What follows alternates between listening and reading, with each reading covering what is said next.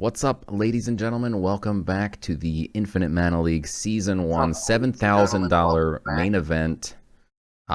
We've got Saints here. What's going on, Saints? How you doing? Hey everyone, I'm Saints. I'm the team manager and coach of Infinite Mana. Really happy to be here. I think today is going to be really fun. And thank you, CopperPitch, for letting me be on your show. And I'm sorry I wasn't muted. It's all good. You threw off my train of thought there for a second. So I didn't mention that this is brought to you by Elite.pro, where you can get all of your sweet metaware. You can go check out Elite.pro right now. They've got some sweet hats, hoodies, NFTs. Check them out. This $7,000 tournament would not be possible without them. So yeah, check them out. Big shouts to them. And also, real quick, I'll mention off the top that we have some sweet raffles today. We're going to be giving away a pair of Form of Powers, thanks to Veteran Hoplite. And Saints has also given us a sweet Shadow Legendary. We're going to be giving away Ethereal's Anvil, which is a pretty sweet card. Underpriced in my opinion. I think when Control Light, which I'm hoping Control Light becomes a thing, comes back, it's going to be a sweet card. So looking forward to that one as well. And also, we've got a card reveal that we're gonna reveal a card from the core set refresh. So stick around. We're gonna reveal a card that no one has ever seen except for me, and it's pretty sweet. So stay tuned. We'll show that off at halftime. And let's take a look at the bracket. See what happened yesterday. If you guys missed it, we had Caution, Fun, and Bad Baba. Caution is moving into the final four, and we had Gino versus Clutch. Gino moving into the final four. And today we've got two Infinite Mana team members playing. We got Reven playing against Nackarub and Aldous playing against ClementDaniele. Saints, how are you feeling about these matchups? Are you excited to watch your team that you've coached so hard fight it out and make it into the final four potentially? How are you feeling about their chances? I'm just glad that we even had people like players in this top eight. I would have been miserable if we hosted such a massive tournament and none of our players. We had like 9 players in this tournament. Wow. And I'm so glad at least one got in. And in fact, we got 2. So very happy. Yeah, that's awesome. And I think a lot of people had Reven like winning the whole thing, or at least making the final four. And you know, everyone knows he's a phenomenal player, and same with Aldous. So I mean, it's kind of no surprise, because you know there was a tough field, but it is good to see 2 people making it here. So we'll see if they can make it to the final four. I don't know the results yet. So these did happen yesterday. They were pre-recorded, and we're going to show them to you now. And then next weekend we're going to have the finals. So get hyped for the finals. I'm super excited. We're going to have some live action for you guys. And yeah, so we'll have more news on that coming up soon. But stay tuned. So without further ado, let's dive into Nackarub versus Reven. Let me pull up game 1 here. Here we go. Nackarub versus Reven. Introducing to you guys Reven. First up, let's see it. Judgment Day has dawned.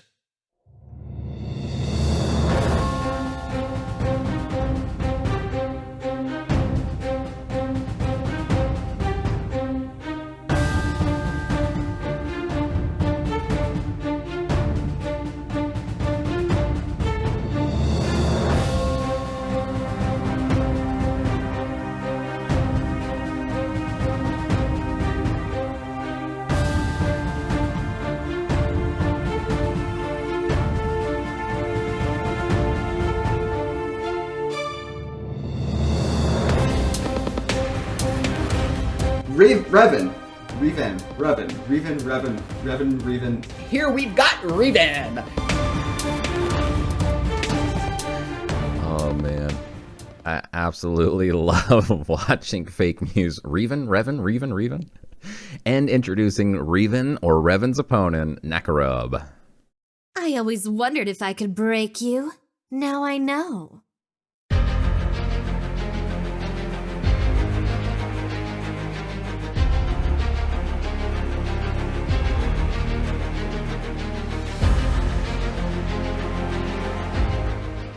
Hello everyone, Nackarub here.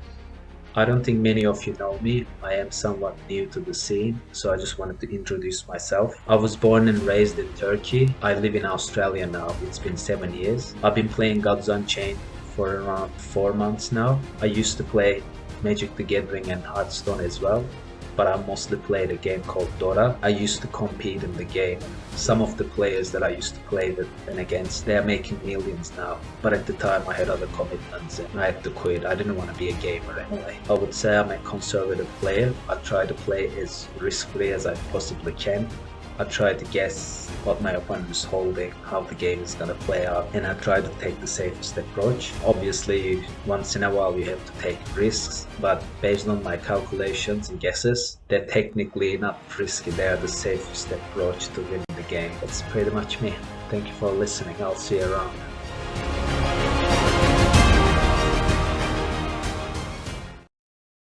I always wondered if I could break you. Now I know.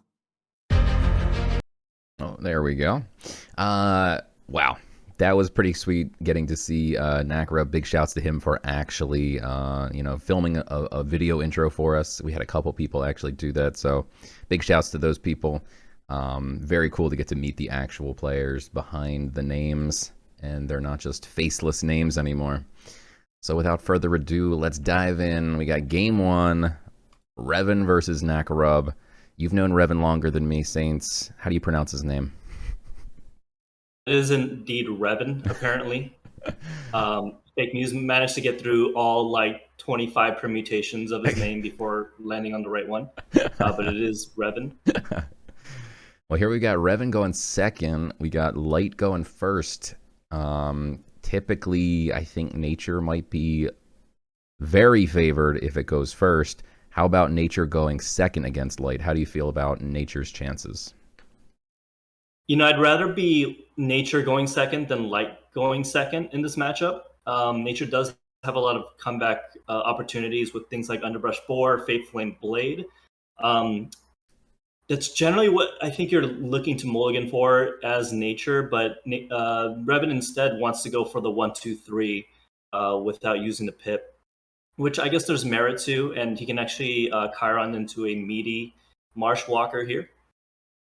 Instead he goes with the Black Jag.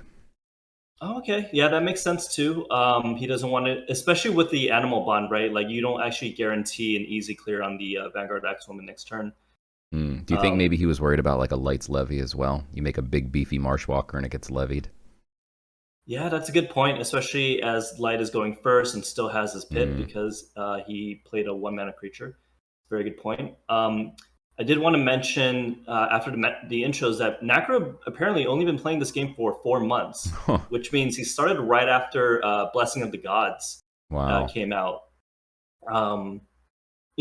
And that's, I think, just amazing to see from sort of like a new player standpoint, where Blessing of the Gods was basically the first big play-to-earn event, and you already have Nackarub getting to the top 8 of this massive tournament. Yeah. And, he's not completely free to play. He's got, some good cards, but I would say the investment really paid off there. Yeah, it is incredible. It's you play for a few months and you're making it to the top 8 of at least, if not higher, of the $7,000 tournament. Feels good. Do you think he's going to pip out the Chiron here? I feel like you have to, right? You can't not get the value of your stag. Yeah, he basically ensures he has a very high % chance of keeping that Jaguar alive, because he has 2 chances to keep it alive when he attacks. So he actually landed it correctly, and this is already pretty much a commanding lead for Reven at this point. Yeah, Light getting behind on board like this, and Reven having a relic equipped in addition to having the board. I mean, how does Light even establish any hope here? It's not looking pretty. Yeah, coming from behind without like a relic equipped generally tends to suck. And we have to remind ourselves that this was actually Light going first. So what I imagine is Nackarub must have not found really good follow-ups after that turn 1. He had to play the Vanguard Axwoman turn 1, which generally is a very low value turn 1. As Light, you have a lot more generally better options. I'm not entirely sure what Nackarub's list is here, but you have a lot more proactive turn ones like the Imperium Pacifist, Charles Spirit, Netherborn Binder. If you have to play Vanguard X-Woman turn one, generally something's kind of gone wrong there. Yeah, do you think that, I think you might have called it, that he was saving that pip on purpose because he had that Lights Levy on turn 3 or 4, or yeah, turn 3. So it seemed like he was purposefully saving that pip so he could try and levy. But Reven didn't walk into that trap. Yeah, pretty well spotted by Reven. Yeah. I think that a lot of the Infinite Mana players have a reputation for being really good control players. And I think a lot of players who weren't around in early 2021 don't realize that Reven was basically making a career off of being a really, really good light zoo player. It was probably the best in the world at some point, just maining light. And it's crazy to hear now, given how weak light is. But yeah, like he's very good at these sort of like early game matchups. Yeah.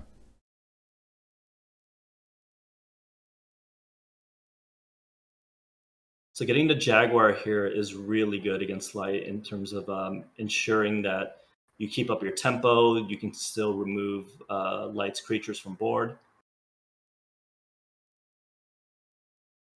Yeah, Reven just eating that face damage, and this is very instructional, I think, for people at home. If you don't know what he's doing, he's down to 16 health. You might wonder, is this good that he's eating so much damage?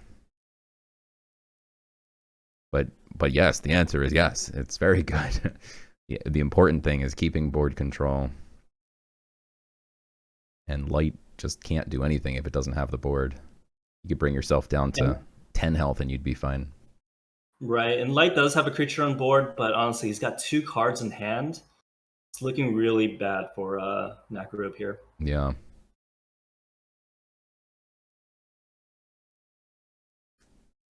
Here you can see Reven reading the Snapping Turtle because no one has ever played Snapping Turtle before. I mean, it's actually very toxic against light, right? With the innate 2 armor. Yeah. Yeah, light has just so much trouble dealing with so many, a wide board, an armored board. I mean, there's just so many things that light can't deal with. It's interesting how many people have chosen, in my opinion, to gamble with light in this tournament. We saw it yesterday. We see a lot of people just go into that light well, hoping they get to go first, and then also hoping they don't run into nature, basically. Yeah, I'm really glad you brought that up. Nackarub taking light first here is really interesting to me. It's not what I would have expected because if you kind of think through, and by the way, both players banned war. So while banning war does improve light's odds a little bit, it still has a lot of bad matchups. And him taking light first is sort of a gamble if you kind of go through all the other potential matchups that he could have.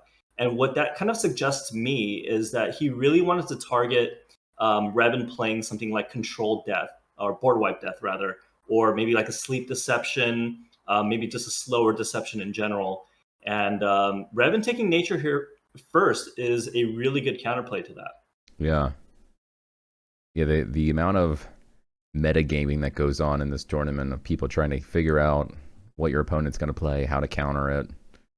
A lot of matches being decided perhaps before they even start, or at least giving yourself very, very good odds before they start. Yeah, it's really interesting how the tournament meta has progressed because not only have we been running this tournament, Cujo's been running a really big tournament as well concurrently, which we were not prepared for. But what happened was all the competitive players at one point were practicing for 2 tournaments at one time. And what we've seen from like that evolution from the start of February till now is that the ladder meta and the tournament meta is completely different. Gods like Deception have become really big powerhouses in these sort of tournament metas, especially in situations where you can ban certain gods. And that's not at all reflective of the weakened ranked meta, right? So a lot of people talk about how Let me cut you off real quick so I can start up the next one because we do have a winner in the first one. Reven did win, so let's we can fire up the second one here, and you can keep telling people about the meta here. Yeah, no problem. I just assumed that we saw the writing on the wall a little bit earlier. Yeah. But, yeah, like everyone thinks Board Wipe Death is this very oppressive deck, and honestly, it is. It's toxic to play against. Yeah. But when you actually look at the tournament meta, like in the top 8 right now, well, we already have half of the top 8 already completed. You know, who else is really remaining that is prominently known to be a Board Wipe Death player? Gino is not one, and I don't believe Caution Fund is one. Yeah, right? I and think Bad Baba was one, but he got knocked down. Right. So Board Wipe Death actually has a very diminished role in this tournament meta, and it's really interesting to see coming from, you know, if you were just playing ladder nonstop for the last few months. Your teammate there in the chat, Sam Bam, said, "What about Aldous?" Aldous is known to be a board wipe death player, but you know, he's also not very good in general at the game, so it's sort of a 50-50 at that point. Wrecked. Aldous is probably my longest friend, my oldest friend in Gods Unchained. We've been sparring together since 2019, so wow. I feel like I get a lot of leeway with bringing him down a little bit. Here we see Reven taking the light gamble in game 2. He got to go first, and he queued into Tempo Magic, so this has to feel pretty good for light. And he went first as well, so yeah. Yeah, I hate the way that light only really works if you go first. I hate the gamble, but yeah, if you're kind of sure that your opponent might take some Tempo Magic, might be a gamble that's worth taking. And inevitably, I think Reven was going to take light anyway. I don't think, without sort of revealing too much of his game plan, like I don't think that he was intending on going too greedy against Nackarub. Nackarub has eliminated so many good control players leading up to the round of 8. He's beaten players like Klasu, who I know is a very good board wipe death player. Interesting. And a few other really big names that are just escaping me right now. But he's probably had one of the toughest brackets, and he's made it to the round of 8.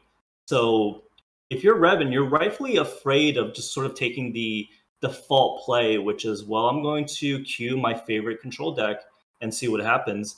And so far, we've seen Nackarub play light and this Tempo Magic. And so I think Reven adjusting and not taking Board Wipe Death here so far in game 1 and game 2 has really paid off. Well, this looks pretty scary right here. If Nackarub has a Star Shard Bolt, Reven's sitting on 2 Radiant Dawns, and that does not look pretty. That is really bad for him, definitely. And I don't know, I believe, yeah, this happened post-balance patch, right? So these Radiant Dawns are just +1/+1, not +1/+2. I think the balance patch went live, like a day before this match. So okay, you're right. Yeah, so he's sitting on two anyway, even without Star Shard. Yeah. And CERN is such a great card, but not gonna get that much value from it here at all.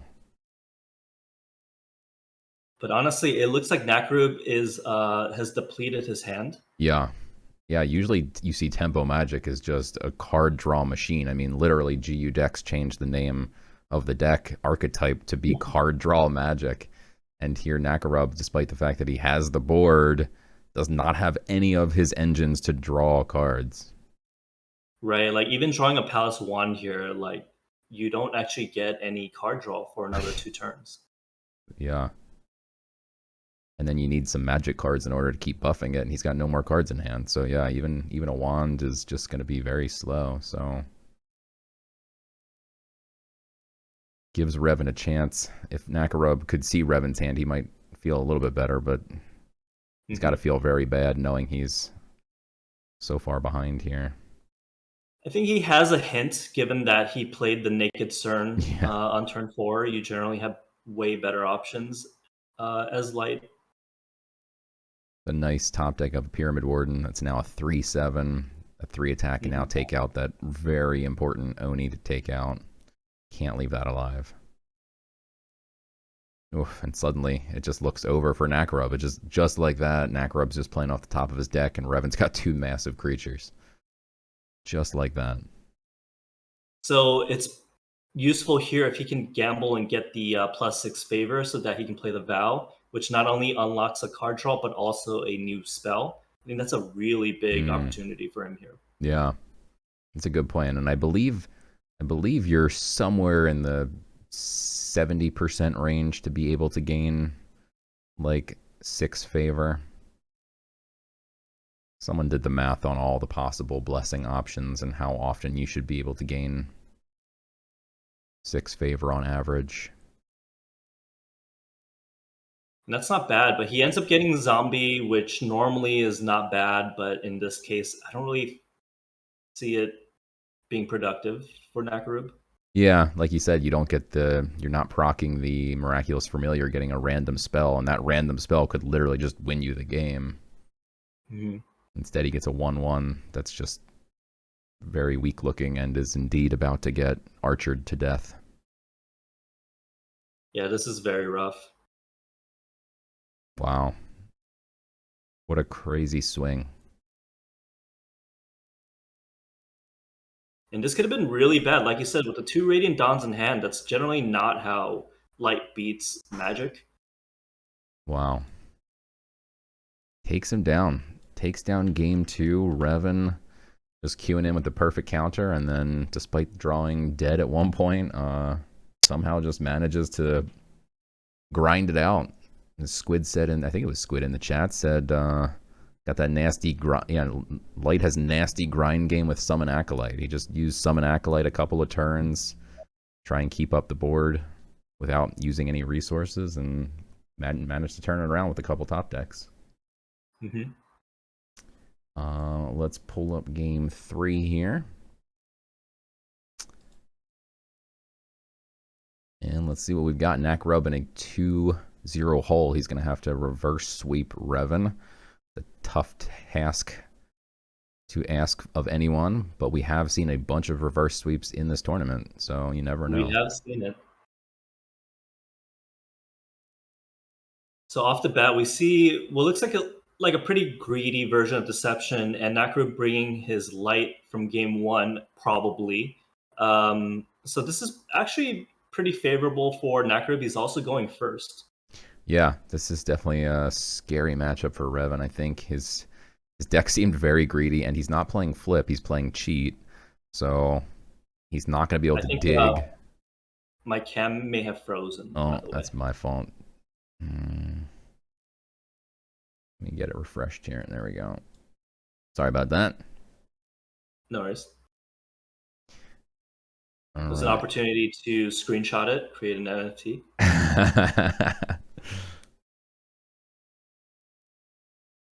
So Reven has to feel good about the Lightfoot Informant.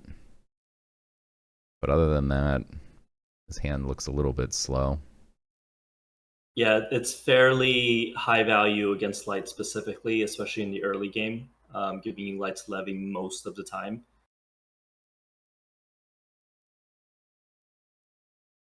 Or maybe a Radiant Dawn. It takes from your deck, not from the hand, right? It takes from the deck, remaining deck. Yeah. So wouldn't it theoretically give you a better chance of getting a Radiant Dawn, since they might have kept it? That's true. Yeah, when I said most, that was factually incorrect. It's more just like, it's a good enough percentage of the time where you're kind of happy playing it Lightfoot Informant for tempo. And like all the best players in the game, they're really good at top decking, and Reven gets a nice turn 1 here. Now, word on the street is that they switched the Underbrush Boar and Switch Duelist interaction. And I just made a video that came out on Monday that I painstakingly recreated the Boar dying to the Switch Duelist, but allegedly the Boar now kills the Switch Duelist before it flips. which So in the past, is insane. what would happen is the Switch Duelist boar interaction would, for that game, pick a side. And once it picked a side, it would just remain like that for the rest of the game. So if you had another boar and Switch Duelist interaction that same game, it would follow that same pathing. What? It may have reverted back to something like that, or maybe they purposefully Interesting. changed it. I'm not sure. Very bizarre. I haven't seen it myself yet, but yeah, Squid says it has switched. Not sure if it's bugged or intended. It makes me confused. It makes my entire video obsolete, and also factually just the game makes no sense now. I said the opponent stuff happens first, then your stuff. Now I have no idea what's up and what's down anymore. I don't know. Maybe I should just delete the video. Don't delete. I thought it was a very good video for what Thank it's you. worth. Appreciate it. And all that time creating. So I remember Nackarub playing the Minosian, knowing that there's a Switch Duelist on the board. I guess he just assumes that the Switch Duelist always trades, but the Minosian's pretty good for downgrading those Switch Duelists back to 1/1s. Yeah, it's a good point.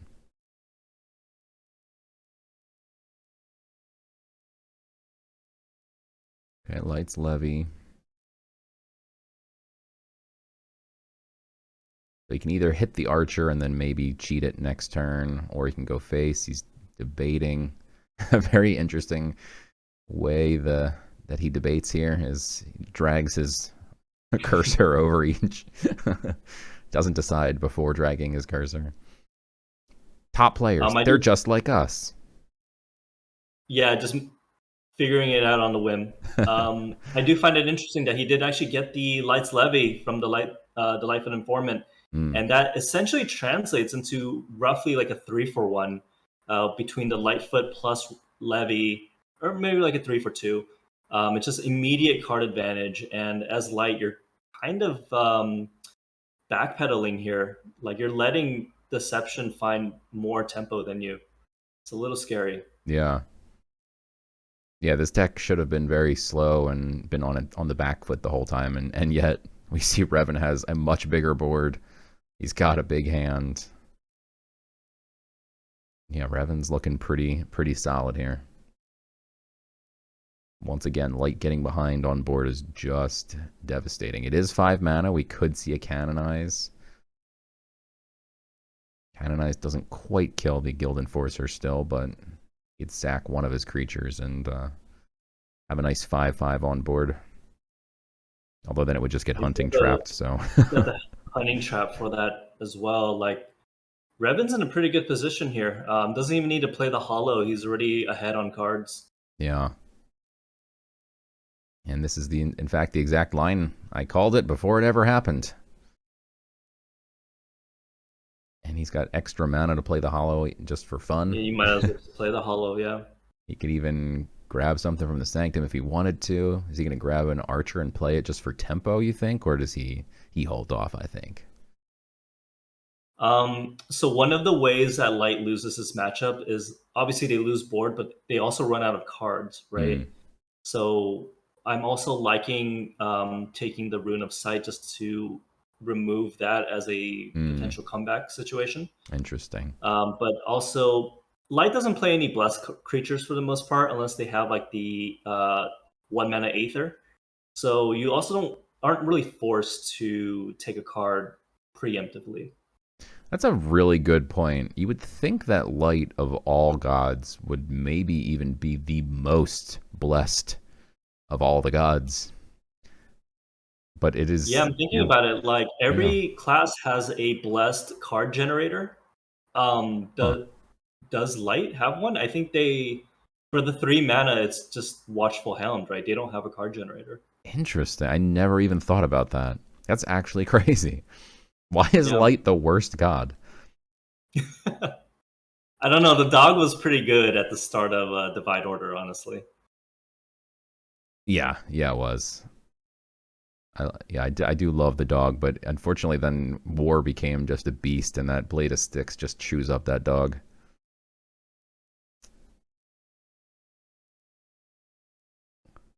Mudman says Light has a 3-mana Blessed card, but it's horrible. What is it? Oh, does it? Okay, that would make sense if they would actually give him one. It's just that, yeah, nobody ever plays it. And someone said Death doesn't have one too, but I think Death does have one. Does Death not have one? Illustrious Plane No, they Tar. have.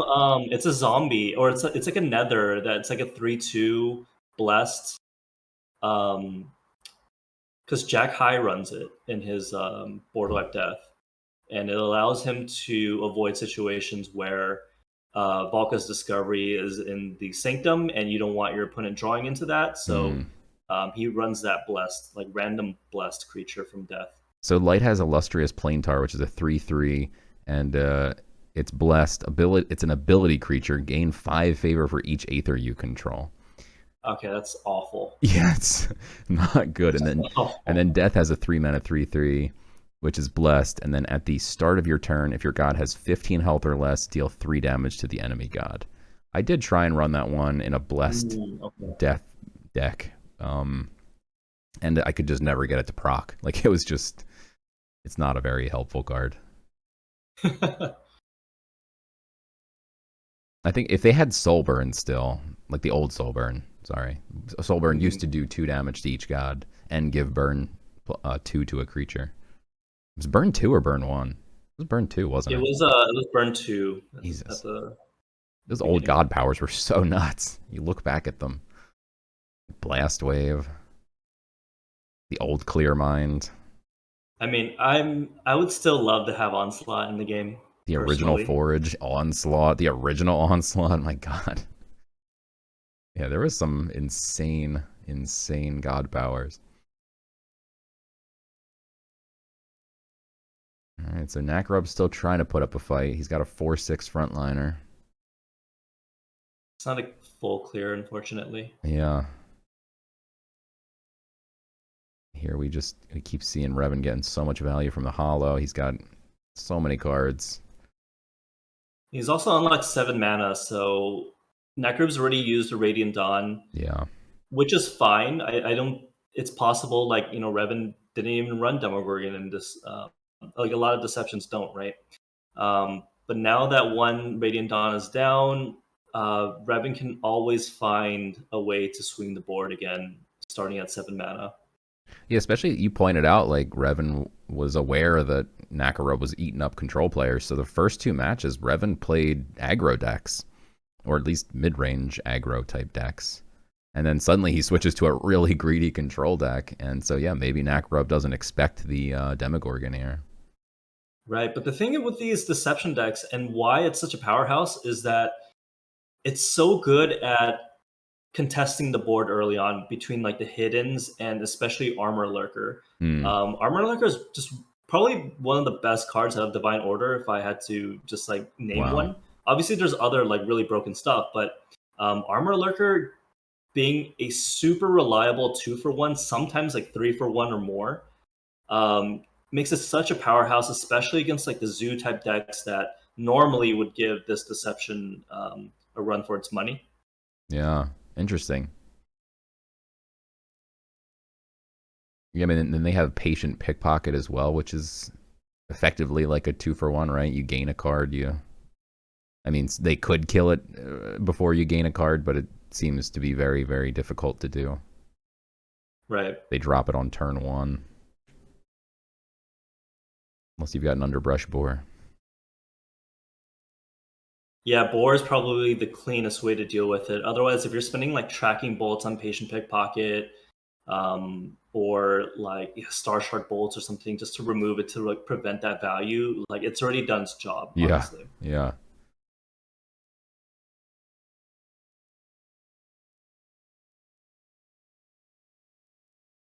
Think about, he has to play the Hollow first, and I guess he just slams down the Demogorgon. Yeah,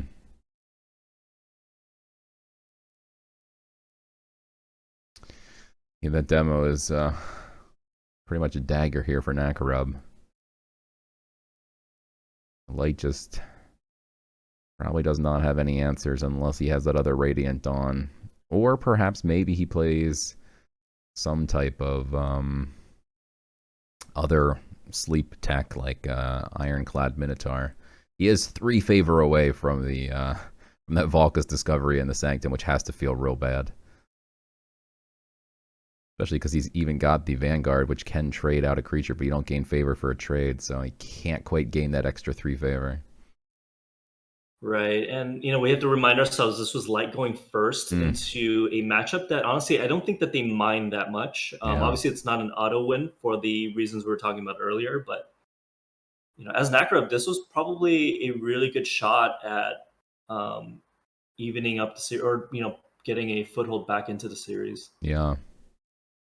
Double demo, the best combo in the game. Nackarub throws up the GG emote. Let's see Reven use the first emote he's ever used in his life. He's thinking about it. It's the first time he's shown any emotion. He didn't even throw the emoji. Yeah, he's like, what are these? When did this come into the game? Oh, you gotta love it. Oh, man. GG's to Reven, moving on into the Final 4 to nobody's surprise. GG's to Nackarub, Honestly, making it to the Final 8. Well done. It was a really well-planned game plan from Reven. He sort of identified what Nackarub has been doing all tournament, just beating down really, really good control players with a slew of mid-rangey and aggro decks. Reven was going to fall for that. He was the original aggro player, like we mentioned earlier. Yeah. And not surprised, honestly, to see Reven in the top 4. Even in the 2021 community tour, he was known for not quite getting first place, but he would get like 3rd place, 4th place, 4th place constantly in all of these really big community tournaments. And he does have a first place, I think back in 2020 in the TST X RNG tournament. So he's not a stranger to, the big stage and really delivering on like his consistency. But without further ado, I say we do some player intros and then we'll get into this match. So let's meet our players. First up, we've got ClementDaniele, aka Clay. Embrace the might of the herd.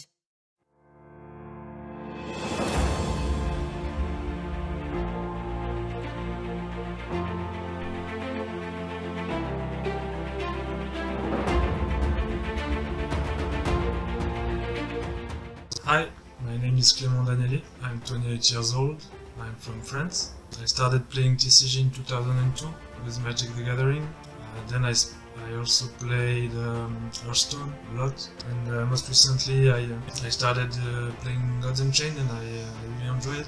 My favorite playstyle in the game, I would say, is aggressive tempo deck. During the weekend I play control deck because I think it's stronger. You can find out more about me mainly on Twitch and Discord. I also have Twitter, Facebook and Instagram accounts, and I also have a YouTube channel.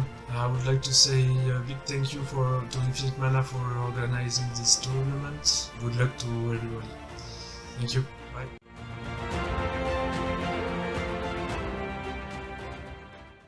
And next up, we've got my teammate Aldous. Look, I don't want to kill you. Okay, I want to kill you.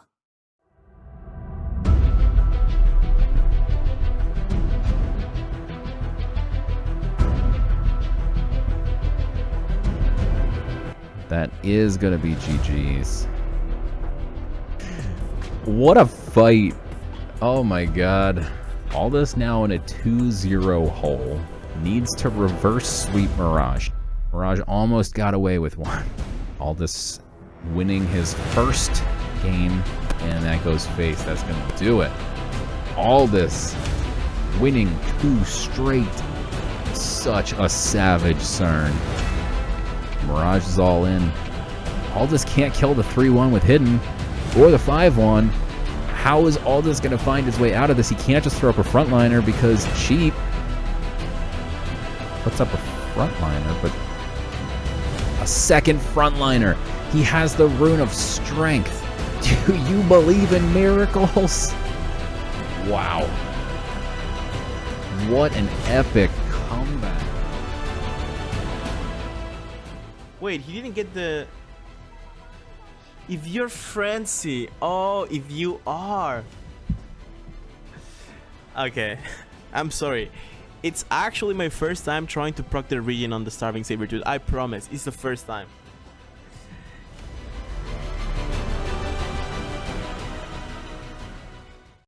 Love to see these fun intros. Zero preventable mistakes happening from from Aldous there. Love the ending. And without further ado, let's dive in. We got Aldous versus ClementDaniele. What do you think about this matchup on paper? Very similar actually to the previous match where we had Nackarub against Reven, where ClementDaniele, he even said it himself in the intro, he's more of an aggressive tempo player, right? So we knew also from the F2P tournament that he can bring a wide range, that he has a lot of varied types of play styles. So Aldous knew that he couldn't just bring his normal slate. You can see him here. He actually opened Nature, similar to Reven in the first game. Actually, this is the exact same matchup, right? This Nature is the versus exact same. And Aldous going first, just like Reven went first against Light. It's crazy. The runs in the team. Yeah. Everyone thinks they can queue up Light against 8M and they'll be fine, but 8M a little more tricky, it looks like. Yeah, so, you asked me about how I feel about this matchup, and I mean, looking at game one, I'm already pretty confident. Aldous used to play a lot of Nature, but he hasn't really been playing it too much recently. He really had to pick it up this tournament, though. Obviously, when you have a god that's banned, and now you have to win with 3 other gods, you're sort of forced to bring out the other tools in the toolbox. So he's been really amping up his Nature game, and I'm excited to see if it's going to pay off. Yeah, this also looks like a decent curve here for Aldous. Next turn, if he has any threat to take care of, he can take care of it with the Canopy Barrage or even with his Blackjack potentially. And then turn 3, the Celestial Stag's looking pretty nice. That card is so good. I do want to give a shout out to Aftermath, who has been really instrumental in helping me understand the Nature matchups. We can see Aldous running the Jaguar staff in his hand already. That was specifically a recommendation from Aftermath, specifically for this matchup. Wow. So from an objective standpoint, if we're Aldous, we're really happy here. Yeah, and there's the use of the Canopy Barrage I mentioned. Perfect use. He puts out the Skeleton Heavy and it gets wrecked. And now Aldous is just sitting pretty. He's got the Celestial Stag to the Blade Fly to the Jag Staff. Yeah, it's a perfect curve. Yeah. Okay, ClementDaniele with a really nice turn here. He does get out the Pyramid Warden and a Relic, which is hugely important. Ooh, yeah, I mean, turn 3 Stag, I mean, you can't really play anything, right? So it's not the best turn 3. He'd rather have the Rabid Bear here, for instance. But yeah, he does manage to get the zombie. Yeah, you can never feel bad about a zombie. I guess Aldous is debating if he trades the Jag here, then the Pyramid Warden can trade first, and then the Relic can kill off the zombie. I mean, at this point, you have to resign yourself to the fact that you're not going to get any Pyramid Warden afterlife values, so you might as well just keep pushing. Yeah. And most likely, Clement has to get rid of the Stag anyway, so the Jag's going to live, it's going to regen, it's and you probably get the Stag back eventually, if not the zombie. I think the line he goes with is that he has to take the Jag out and then the zombie and let the Stag live and pray it doesn't give too much value. Instead, he takes out the zombie. And wow, this is a pretty crazy line in my opinion. Interesting. Now we will definitely get something back if we're Aldous, and it's 50-50 if it's going to be really good or a zombie. That's a guild. Oh, that's Devout Cleric. Interesting. That is a. He's playing a Chosen One deck? Yeah.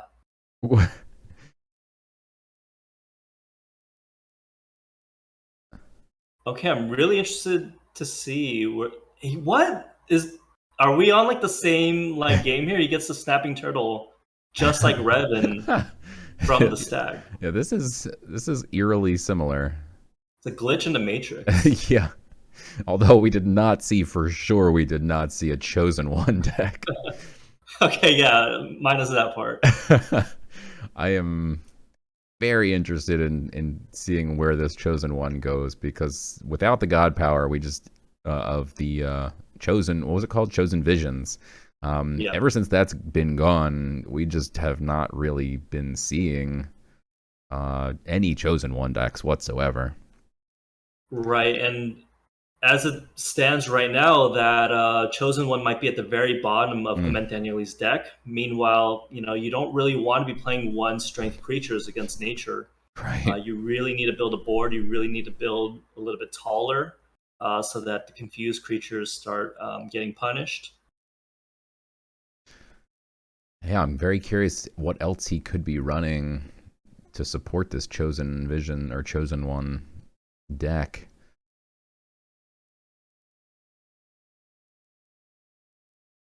But whatever he could be running, it seems like it's going to be too slow.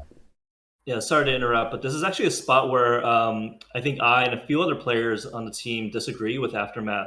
Aftermath famously known for his nature play, but not really liking Bladefly. But as you can see here, like against a lot of players, like people constantly overcommit and overgive up resources against Bladefly. That Bladefly really paid off for the 4 mana he paid for it. Yeah. Yeah, especially against light. You go wide against light, light's going to have trouble. And especially if you have something like a wildfire. I don't know if Aldous runs wildfires or not, but that can wreak havoc. So actually, I do need to interject here, and Clutch did remind me. So Clutch mentions Clement has a 62 and 9 light deck and is not running these F2P cards. Wonder why he put them in. I was told after the fact that ClementDaniele took the wrong light deck, and that's what we're actually seeing here. And I didn't remember that until literally right this second. So yeah, when you're playing for high stakes, you need to make sure that your house is clean. Wow. What a huge mistake. That is so painful. You're playing for $7,000 in the final 8. Yeah, and when I heard like the wrong light deck, I was like, oh, okay, so maybe you took the wrong variant, or maybe, I don't know, you took like an order light deck, which honestly isn't like horrible, right? But, seeing the Devout Cleric, I'm like, really, I'm curious like what this deck was actually created for. Like what format or what events, because it's very surprising to see. Yeah, there are other types of deck or events where they do core and welcome set only, or perhaps, certain other restrictions. So maybe there was another event that he built this for and then didn't label it properly. Or I've seen a lot of the top players, and myself included, I like to label all of my decks with the event that they are for. Right, yeah. When things were for the main event, you could put like ME _ in front of your decks or something, just so you know, okay, this one's for the main event. It's not going to get me banned if I play it. And in ClementDaniele's defense, I've been obviously hosting this tournament for the past month, and this is not the first time someone took like the wrong deck or queued the wrong deck. Yeah. It seems to be a very common issue. So yeah, like I know playing these big tournaments, there's a lot of nerves on the line, but you got to make sure that at least, you've got all your bases covered first. Yeah, Squid says, when deck titles on main screen. I completely agree. I think that the deck building just needs a lot of work. Like you could have card art on the and like a box, kind of like Magic the Gathering Arena does, so you could kind of differentiate your decks by having different art, and then you can also name it. In fact, the names in Gods Unchained are like capped at like 14 characters or something ridiculously low. Whereas again, in like something like Magic the Gathering Arena, the decks can be named much longer names. You can't delete the starter decks, which is a pain because they're absolutely atrocious, and Immutable should be embarrassed that those starter decks exist. I saw yesterday someone posted a screenshot. The light starter deck, I believe it was. Yeah, it had 104,000 plays. 104,000 people have played the worst deck ever built in history. That should not exist. It makes me mad. Actually makes me mad. They should update those decks. We did get to see the chosen one at least, and it ended up being the Pilgrim. So, Copper, I want to hear your opinion on this. Aldous, before swinging for lethal, takes a second, emotes the GG emoji. Is that bad manner / toxic? You have to do it because they disable the emojis as soon as you win. Like, unless you literally click it like 1 millisecond after you win, like, you just don't have time. So I hate that they've done it that way because it kind of forces the quote unquote toxic looking behavior. Basically, the way that they've implemented emojis, the GG button acts more like a "Hey, watch what I'm about to do to your face" button. I think someone in my Discord said something. I'm paraphrasing them, but basically that's what the GG emote is, and that's kind of not good. Hopefully they make it so you can play it a little bit after the fact. I'm just sort of the standpoint that, like, if you're winning, you never really say GG first. Yeah. I don't know. I'm sure that's debatable, right? But like pausing midway through your lethal to like do anything, I just feel like is a little bit borderline. I think you have to be honest. Like, if you want to say GG, I mean, you have like, I think literally like 1 second after you hit their face to click the button, find the GG emote, click it. Otherwise, it gets disabled. So I don't know. To be fair, obviously they're communicating on Discord in between matches, right. So you can always just say GG during on Discord, right? You don't. I think maybe he did it because his opponent was spamming the sheep a little bit. So maybe he was kind of just responding to the sheep. Got it.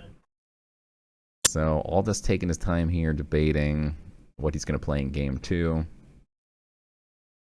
I have disabled the scroll bar here, so we have no idea how long the match is, and that means also, though, unfortunately, I can't scroll forward in the match. You can like hit the right key to skip forward 5 seconds. That might help.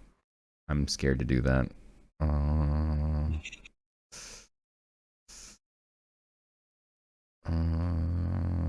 We'll wait. He looks like he's about there. Okay. If it happens again next time, I'll experiment. Nope. All right, he hasn't picked yet. All right, I'll click. I got to click in here, and then I'll click the right button. Hey, look at that. It works. Look at that. Saint's so smart. Super smart. I was a little worried it might make the scroll bar show up or something. Most recordings, we don't actually get their deck decision process, so that's kind of it's kind of interesting. Yeah, it's definitely interesting, although I just don't know how long he's going to take. Yeah.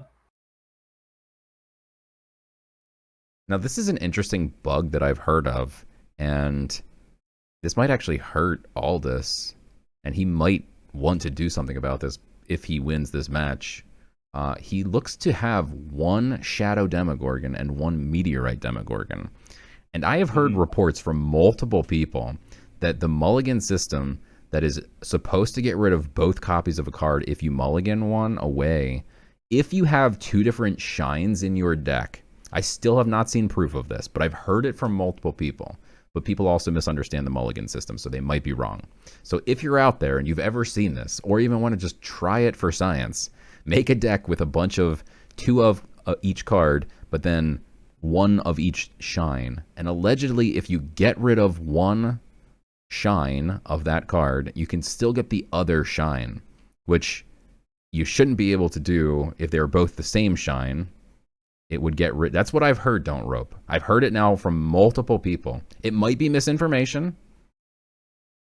I know people are saying, no, that's not how it works, and I agree with you, and I've never seen proof. But I've now heard multiple people say it, and that it only happens if you have 2 different shines. And look, normally, if this was a normal game, I would say, no, that's crazy. But this is Gods Unchained, mind you. And Gods Unchained is very special. They are capable of bugs that you've never even imagined could happen. So we're about to drop to 0 viewers as everybody rushes to go test this bug. Yeah, I would. If you guys can record it, please record it, because I need to see it with my own eyes to actually believe it. All right, we got game 2 queuing up. We've got Aldous. He's playing Deception. We've got ClementDaniele going with Light. This is also a matchup that I believe we just saw in Reven versus Nackarub as well. So almost like history just repeating itself here. So Aldous took his sweet time debating on which deception to take. He created this deception, and props to him. It's fairly interesting and creative. It runs Reflection Elementalist, which is a card that he's really liked for a long time. It's a Genesis card, and it seems to really pair well with cards that have really negative effect afterlives, with cards that have a lot of tokens. So you can see like Lady Marcella and Mugging in his hand, which are very, very good Reflection Elementalist targets. And what Reflection Elementalist does is it transforms one of your own creatures into a 3/4 with Ward, and summons a copy of that creature. So you get 2 of those 3/4s with Ward. I actually, so we cast a match where he did the it was against Mirage, where he did the very interesting Umber Arrow play. And then I actually ran into him on the ladder later that night on stream. I was playing Rat Rod deck, and he was playing this, and he Umber Arrowed one of my rats, I think, and then turned it into a Reflection Elemental. So I got to see the play live as well. But yeah, this deck is very creative, and I'm loving watching it being played. It's very creative, and there's Reflection Elementals, so I think are going to make a big boost in their popularity, if not a full comeback, because I've started seeing other people playing them too. So I think he's definitely on to something.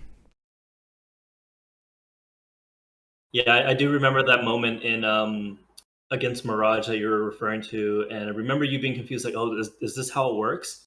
And and I was like, oh yeah, trust me, Aldous has done this many times. Like, he's been playing this card for a long time. Yeah, at first it just threw me off guard, because it was like, wait, you can't do that. It's just going to go back to the other side of the board. But yeah, you're transforming it, so yeah, that was the first time I've seen it done. And those cards are core and Genesis cards, so the ability has been around forever. I just have never seen anyone do it, so props to Aldous for coming up with some creative stuff with old cards that you just don't really see people innovating with old stuff. So this is the problem with Marcella too early, is that while it does deal with Pyramid Warden very well, you generally don't have really good ways of dealing with the tokens. Whereas, like, if you have Umber Arrow in hand or Rapture Dance ready to play, you're a lot happier about giving up the tokens. But I guess Mugging is an interesting one, and he ends up getting the Marcella back anyway as just a naked 3/3. Eventually, he's going to have to deal with the Afterlife again. But as we were mentioning, that's sort of also where the Reflection Elementalist can come in handy as well. Yeah, this is wild, seeing all these tokens he's generating. I mean, he had a 6-wide board on turn 3, and is able to clear ClementDaniele's board. And he's still sitting on, a Lady Marcella that he has to deal with. That's the downside, but if you can get out ahead in front of Light, we've already seen it multiple times. You get out ahead on the board, and Light just suffers. So I will say that obviously these tokens get punished by things like Guild Enforcer, anything with armor. Oh yeah. And there's obviously a lot of God powers now that do 1 damage, but obviously against Light, it's pretty good, right? Yeah. Does he play any like Dark Knives? Because then he could conceivably use a Dark Knives on a deadly. I don't think he runs Dark Knives in this. Aldous is a little bit too much of a control-oriented player to play something like Dark Knives. He's generally not looking to win through just going face. He's usually looking to control and win in the mid or late game. Yeah. You can see here he's just suffering over the fact that he's going to have to hit face. Doesn't want to do it. In fact, he decides not to. I mean, Aldous' hand is it's a little suboptimal, right? Like you really want to activate something like the Hollow right now, where both players are really, really low on cards. But his position's not bad either. He's still got board control, and ClementDaniele only has 2 cards in hand. Yeah, that's pretty brutal.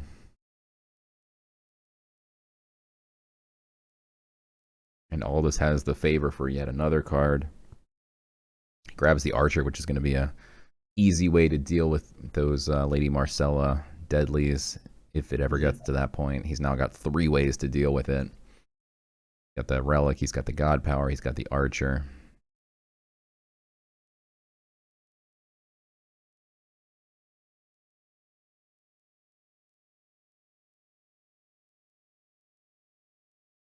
Unfortunately, this is not really the board you want to be playing Highborn Knight onto, where the opposing god has a lot of like random ways to get rid of protection. Yeah.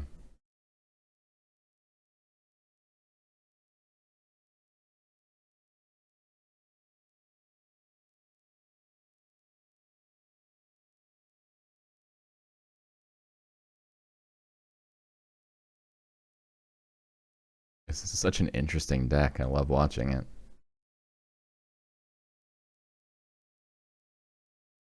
But yeah, to your point, like if he gets that Reflection Elementalist, he's just got so many options here.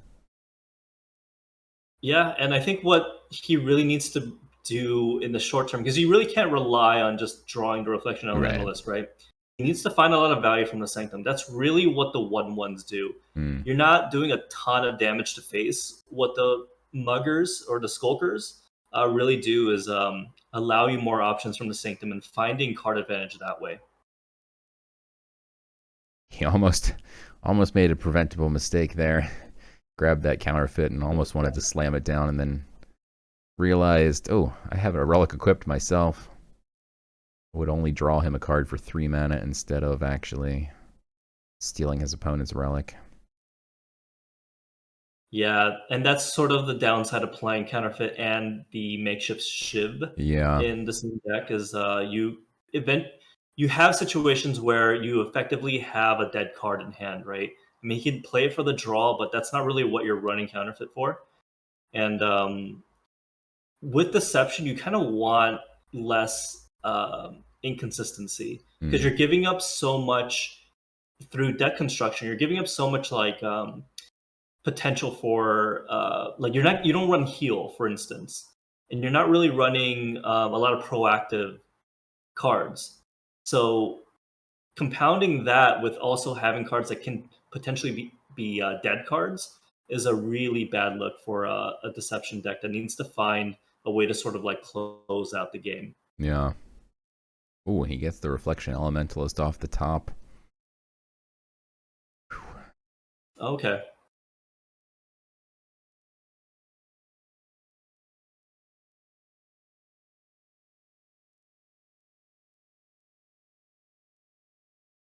So yeah, like the Netherborn Binder is another one that works well with Reflection Elementalist when you're pushing for face damage. I would say Aldous has really cleverly constructed this deck around the Reflection Elementalist. It's just that that it's really only a 2 cards. It's just 2 cards you have in your deck, right? So he doesn't really find a ton of value that often, but when he does, it's at least through me playing him in practice, it really works out for him.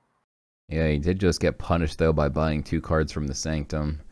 Left open the Valka's Discovery. Luckily, he won't even have to face the downside of the Netherborn Binder here, because he can trade it into the 1/1 and then Reflection Elementalist.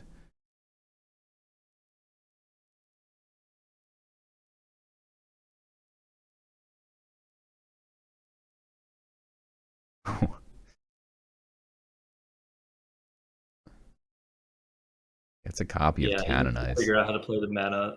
It's a really awkward turn. Yeah. Even that's awkward to get now.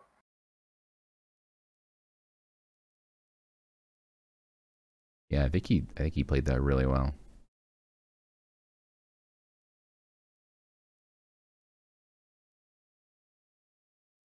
Now next turn he's still guaranteed to have something to either canonize or reflection elementalist.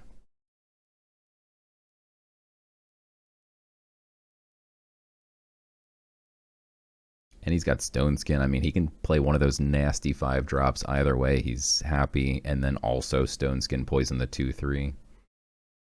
Finally gets the Armor Lurker. I'm surprised that both Reven and Aldous now have not been more aggressively trying to find Armor Lurker in their mulligans. It effectively shuts down Light going first turn 1 or going second.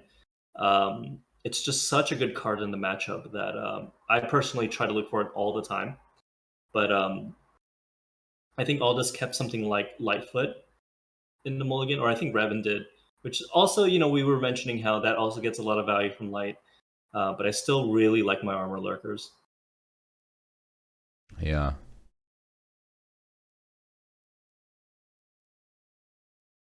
You can almost use that Stone Skin poison on a 1/2. I like the holding off, waiting for something more important. Well, we know that one Canonize is still in the deck, right? Most likely. So it reduces the chance of him having to Canonize as a punish. If he Radiant Dawns here, it's not really a big deal because the egg can't attack, and you're really just delaying that tempo anyway.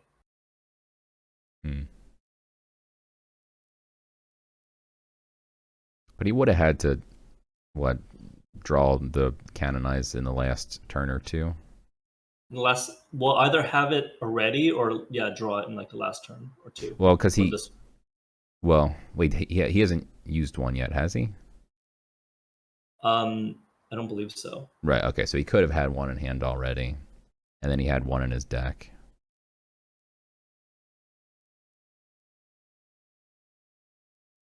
Oh, he's got to play. Yeah. Oh, suddenly Light has a wide board. Looking a little scary.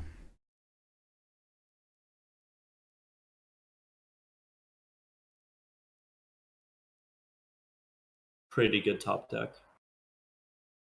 People are asking about Chicken, and it's because it gives Empyrean Pacifist more health.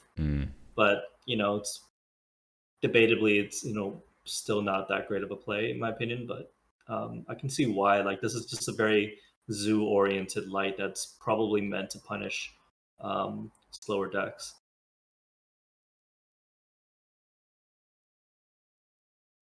Yeah, Chicken gives a ton of value.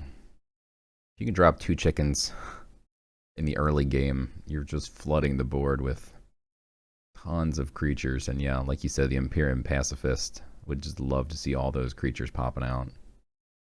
So I think this is the Light that ClementDanieli really wanted to play in game 1, but ended up unable to because he queued the wrong Light. Yeah. And you can see it's just very zoo-oriented, right? Which tends to be pretty good against nature. And generally, as nature, the way that you punish it is with Faithflame Blade. But assuming you don't draw it, the tournament meta is such that no one's really running a lot of hunts, right? And if you're not really running the hunt and Light gets a huge board, all of a sudden, your Canopy Barrages are dead cards. Lightning Strike's a dead card. Boar is sometimes a dead card, or just doesn't find a lot of value. So I think ClementDanieli's game plan was just try to go wide against control, but also had he queued this deck into nature, maybe it would have done a lot better as well. Here we see he's got the Umbra Arrow and the Reflection Elementalist if he wanted to go that route. But he's going to just trade off everything here, it looks like. Does have access to the Rune of Fire and the Sanctum now. You Rune of Fire and Stone Skin the 3/4? Or just Stone Skin it? I mean, yeah, I guess you can, but he outscales the burn anyway most of the time. But I think what was most important is right now, Aldous has a tempo problem, right? And I think it goes back to what we were talking about with like Reflection Elementalist, where he was deciding to use it when he had 6 mana and ended up doing something a little bit different. And in my opinion, that hurt him because, again, like Deception doesn't have a lot of really good tempo plays. And he has one in his hand, but he hasn't been able to use it in like 4 turns now? Yeah. Or 2 or 3. And I think that's really kind of hurting him now. Whereas like, he's finally finding tempo with something like Armor Lurker, but ClementDanieli should have been dead like a few more turns ago, but now is like still putting up a good fight, and the Acolyte's gonna keep continuing to find value for him as well.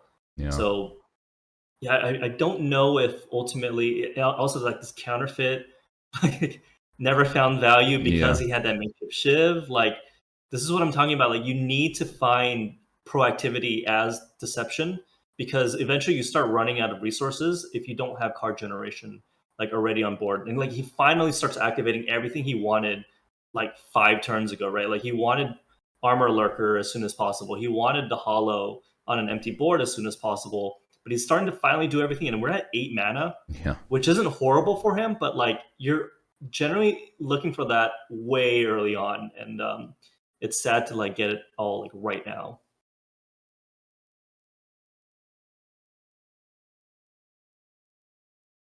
He does have Cutthroat Insight now, but ClementDaniele's only got 1 card. He's already used Asterius. Probably nothing really worth stealing. Honestly, this is a big top deck. Chance that he might not even have any cards in hand. I think that there's a bug where it appears that you have 1 card left, but you really don't. Because I don't know what he'd be floating 3 mana with in his hand that he wouldn't just play right then and there. Like I think if he has Canonized, maybe he just plays it right. I'm not sure. Yeah, and I don't think it is the Canonized because we just got another Canonized from from the Lightfoot. Which is good for Aldous here, because now he's finally building a board. So yeah, as long as he can get one of the Elementalists to stick. ClementDaniele in the chat. How you doing? We're watching your match right now. Please no spoilers. Thank you for being here, though. Appreciate it. This is game 2.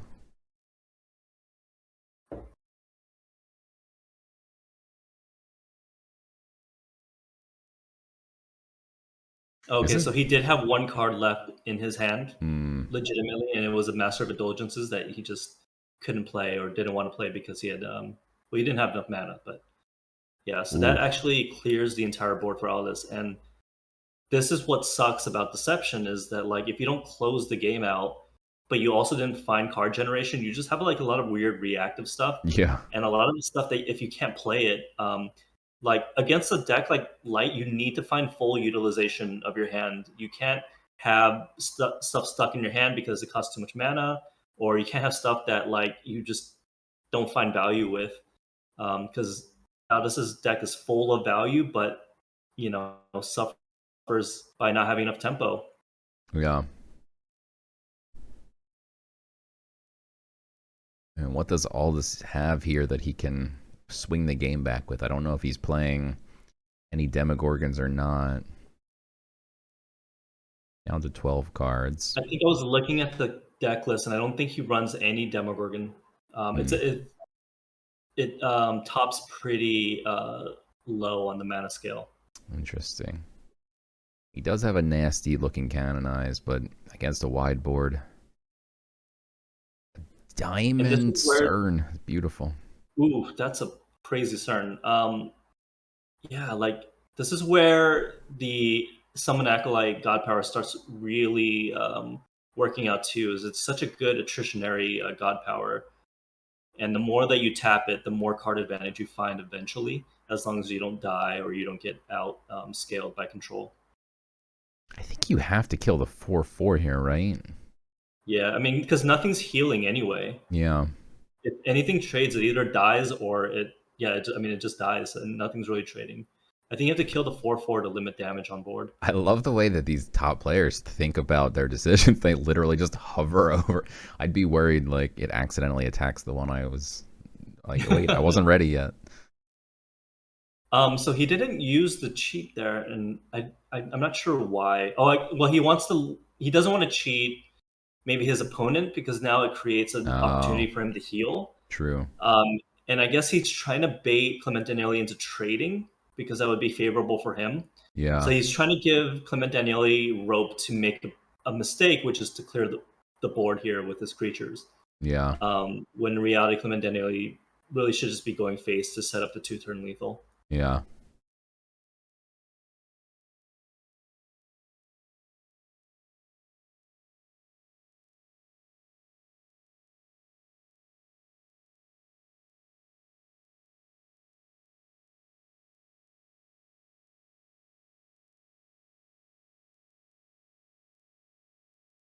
Pings the ward with a Radiant Dawn on a full board.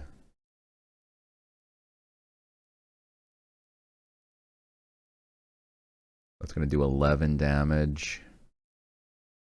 We'll leave Aldous with 2 health left here. And again, no Demogorgon in Aldous' deck, so yeah, there's not a lot of outs here. Yeah. Oof. Brutal game too.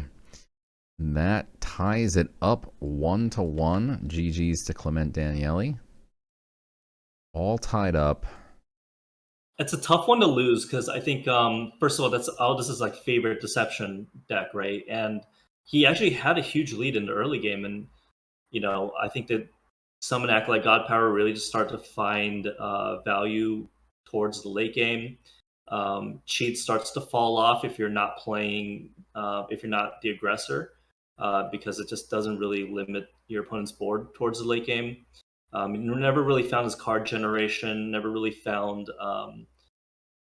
his armor lurkers until late. So without things like Demogorgon, there's really no way to kind of turn the game back. Yeah. I don't think he runs Rapture Dance in that list either. So it's a very like peculiar deception that's like meant to do like one thing well, but you still need to navigate the mid game where you have the advantage. You want to find a way to close it as well. Yeah. All right, so here we see that game 3, Aldous going first with light, and he cues into what appears to be Tempo Magic, which I believe is also another game that we saw in the other match. It's just crazy. Yeah, I mean, it's an interesting metagame, right? Like both players completely capable of bringing board wipe death, and we're just not seeing it yet. Yeah.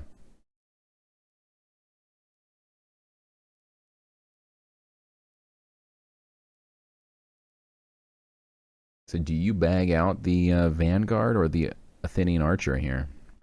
Because you need to bag something if you play the... Empyrean tends to be the better opener here. Against Magic, it might be debatable just because, I mean, they have a lot of ways to deal with 2 health, right? But if they don't, we're also pretty happy here. Yeah. No matter what, you're not leaving a naked 1/1 Empyrean Pacifist, though. Yeah, yeah.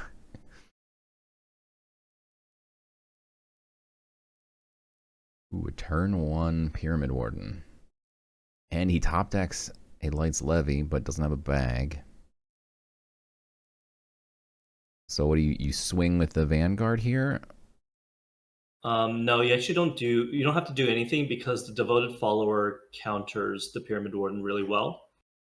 And ClementDaniele not removing Empyrean Pacifist turn 1 means he probably doesn't run stuff like what is it, Levitate? Not Levitate, but the one that does like foresee 1 or do 2 damage. Welcome set card. So he doesn't have any cheap removal. He doesn't have Form of Power because he didn't use that. So it feels like Devoted Follower is going to live here, and it's going to find a lot of value against the Pyramid Warden. Yeah.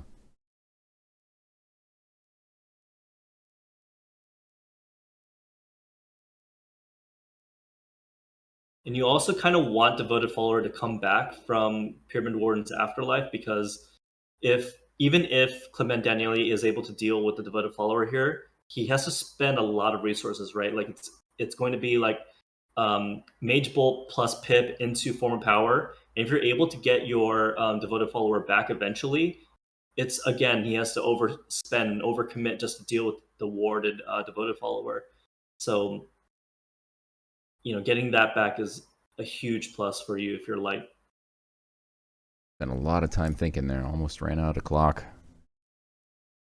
Still might run out of clock. He used the bag. Okay, he gets his card out in time. But it is not a spell, so he doesn't get any draw from the... Or does he get... Yeah, he... Doesn't he give you a spell or any card? Yeah, just a spell for the Voldemort. So, Voldemort doesn't proc. And, yeah, here we're going to see something is going to come back, potentially, unless he uses Light's Levy from the...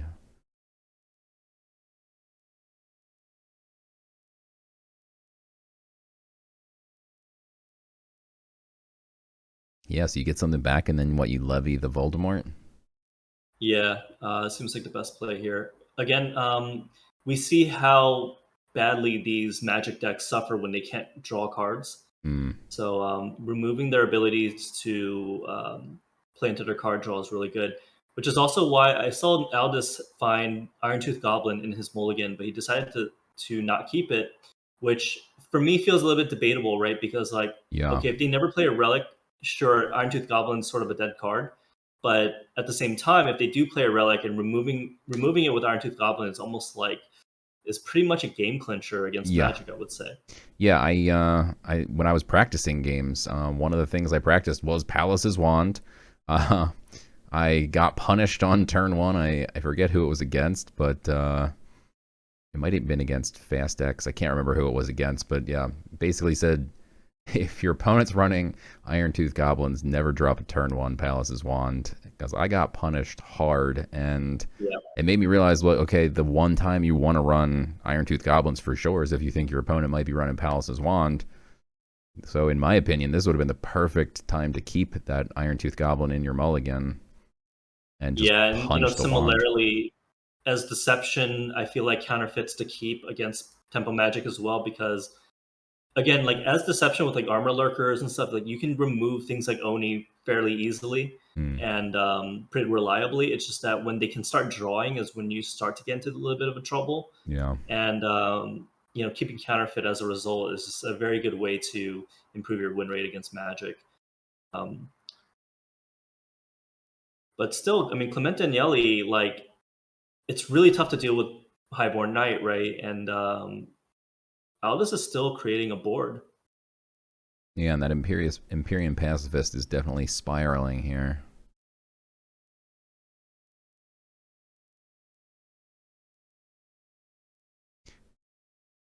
I wonder the way they changed pick 2s. The word didn't pop on the Highborn Knight until after the second part of the pick 2 was done. Oh, interesting.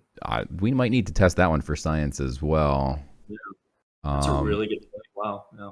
I didn't even consider until I just witnessed the fact that the ward didn't pop. If you had used both pieces of it on the same warded creature, would the second one also have been blocked by ward? You would think that no way it shouldn't be, but the ward did not pop until after both pieces were done. So that's very bizarre.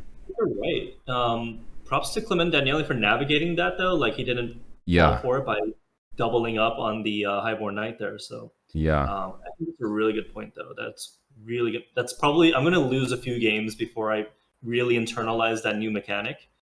It was such a really major change, but also such a minor one at the same time, where it's not something you see every game. So it's you might not even notice the impacts. In fact, this might be one of the first times I've really heavily noticed whoa, this is totally different. Yeah. So yeah, you definitely might need to, for science, some things.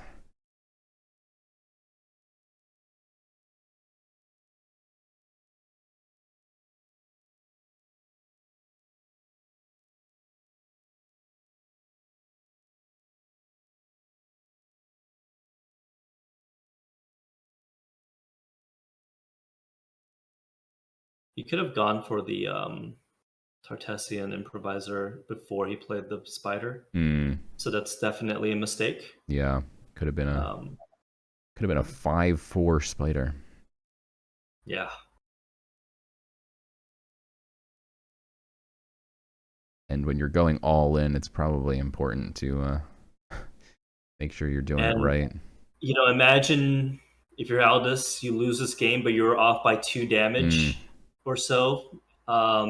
Given the stakes that you're playing for, like every pay jump for each round in the Infinite Mana League Season 1 main event now is like hundreds of dollars. Yikes. It's a bad way to go out if you end up like missing lethal because it's such a small mistake, right? Yeah. I mean, that's really the only thing that separates the top players from the bottom players is just making less mistakes. It's not like we have secret knowledge of how to play the cards harder and they get more stats or something. It's just, you just make less mistakes.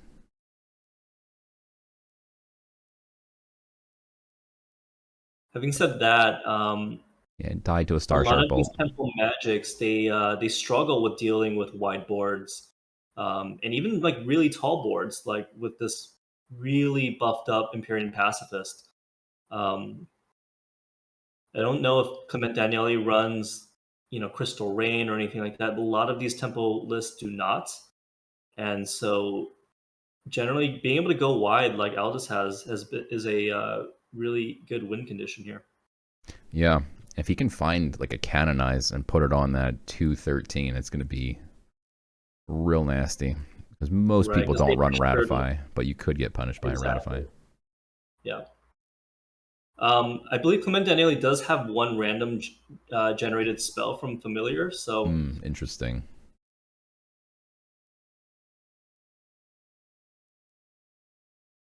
He does one to each here, but this board is so buff that it just feels almost inconsequential.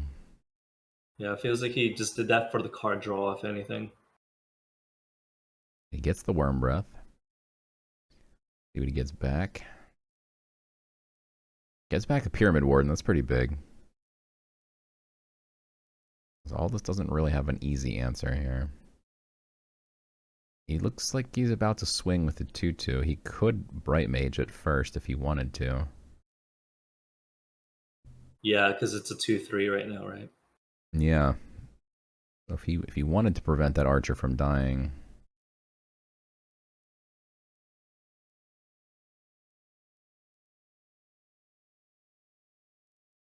I mean, I think you do, right? I mean, maybe if he plays the Enraged Ally, he doesn't mind if it dies, but I think you let the 2-1 die, but you still heal the 2-2. Right. Yeah, you don't want the Archer in the Void. Yeah. Okay. He agrees. Oh, maybe not. He's really debating, and he's gonna put the Archer in the Void. Ooh, I don't like it.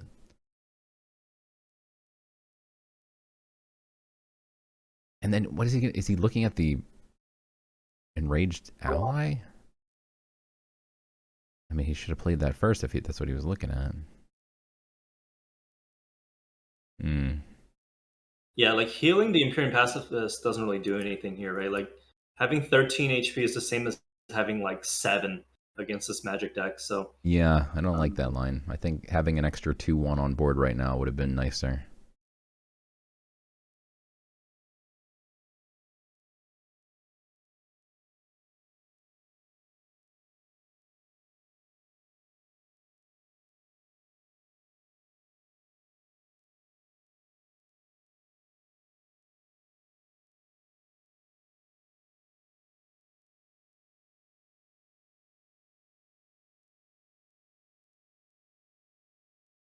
But this is a problem for Magic, and I think a lot of Magic players find themselves in a situation where they're constantly having to answer, and because of the like God power, just like in the last game, like eventually that overwhelms you. Yeah. But more importantly, like when you start spending resources like your Street Conjurers and your Miraculous Familiars on just like answering the board one turn at a time, it's hard to find a pathway to victory. And we finally get the Iron-Tooth Goblin, finally find value with it. Yeah. That's something he could have kept in the mulligan. Could have had an answer a long time ago. Luckily, it didn't bite him. And it looks like he's sitting pretty nicely here. Could see something like a Spell Boost plus a Crystal Rain would take out 4 out of 5 creatures, but it's feeling pretty unlikely. I probably Ranger here just to guarantee or almost guarantee lethal. Or I guess he takes Ruin Fire anyway. Never mind. Okay, yeah, never mind. Because otherwise, you either represent 13 or 15 damage with the Rune of Strength, and obviously you want some redundancy. He just Mage bolted a 217. I don't know if that is just a wild. Like, are you just giving up at that point? Like, that just seems bizarre. Yeah. You're never gonna. You need 17 more turns to ping it to death, if it never grew anymore, but it's gonna keep growing. So, I'm not sure what that was. You at least could have pinged one of the 2/2s, and then it's a 2/1. You could have pinged it to death next turn. Yeah, even that Oni is not a threat at all, right? Like. Yeah. God, this is the biggest pacifist I've ever seen. Yeah. I think we should petition Immutable to, if it reaches a 319 level, it should change its name from pacifist to aggressivist. Is that the opposite of a pacifist? Yeah, just like how Scylla like turns into another like beast. Yeah. After it loses order. It shouldn't be a pacifist at 319. I mean, that's just ridiculous.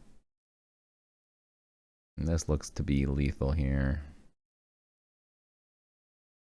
Yeah, like Pal's one of the cards that you just can never play when you're behind. So when you're always behind as Magic, it's really hard to activate all of the things that you're trying to do. So well played by Aldous by keeping up that aggression, never letting up, growing that Empyrean Pacifist from turn 1, I think. Like that was the original. God. Yeah, playing 19 creatures at least throughout the game. 20 creatures at least. We saw the Mage Bolt was poked at once. Yeah. Yeah, that's really incredible that he had that thing on board from turn 1, and wow, spiraled it out of control. So Aldous takes the lead 2-1. It's a best of 5. Aldous needs one more to move on to the round of 4. Meanwhile, ClementDanieli needs to get 2 straight wins. Let me fast forward a little bit here. So I think this is a very good spot for Aldous, right? Like he got wins with Nature and Light, which honestly are not his favorite decks to play. He prefers more like, like what he's queuing here, it seems, this Board Wipe Death and Deception. So getting rid of like I don't want to say weaker, because he's obviously good with all gods, but like gods that you haven't played as much with, and leaving your best decks for last is a very good spot for Aldous in this sort of a best of 5 conquest format. And so here we're gonna get to see. This is interesting. So Corrupt Ceremony is a hard counter to Lost in the Depths, but typically if someone's playing Lost in the Depths, they play Clear Mind, and so Aldous gets rid of it. But it's interesting to see someone else running it. We saw Mirage 88 running it, and then we saw a Lost in the Depths game yesterday that if someone had been running the Corrupt Ceremony, it could have just ended the game.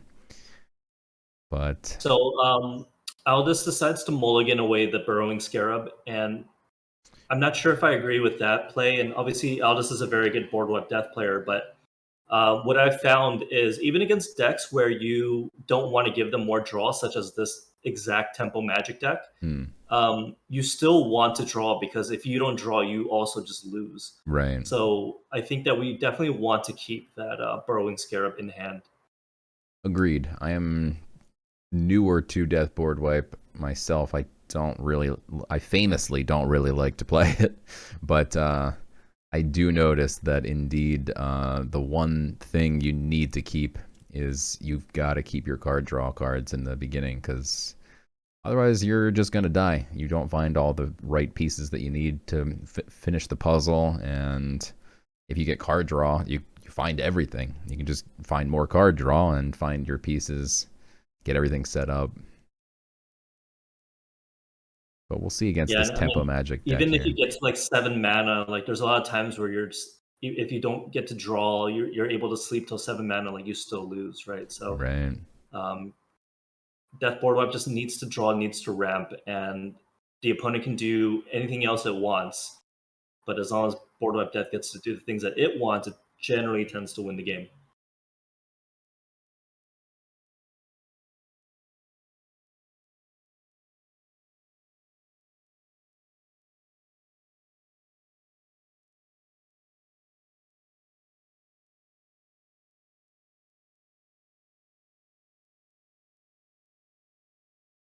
So here, Aldous has got a few decisions to make.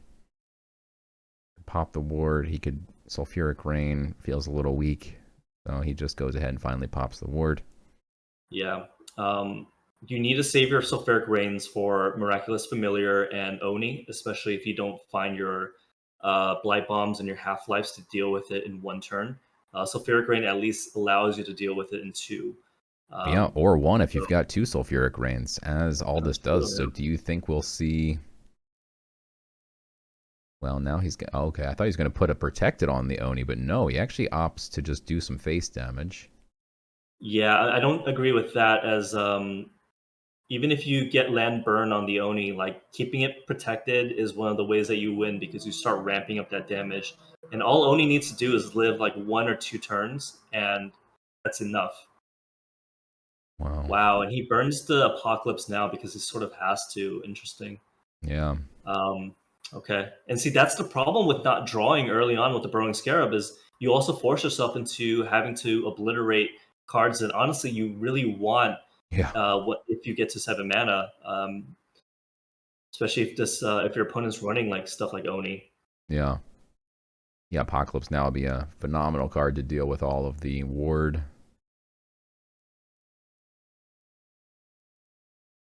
I just love that he's just vaping casually. Probably like the biggest game of his life. JJ3 in the chat said Aldous turned on his cam just to vape into it. I think he might have switched to the wrong scene in his OBS and might not even know that his camera is on, to be honest. I don't think he does. He's not casting or he's not streaming or anything. And it came up like midway through the match. So, oops.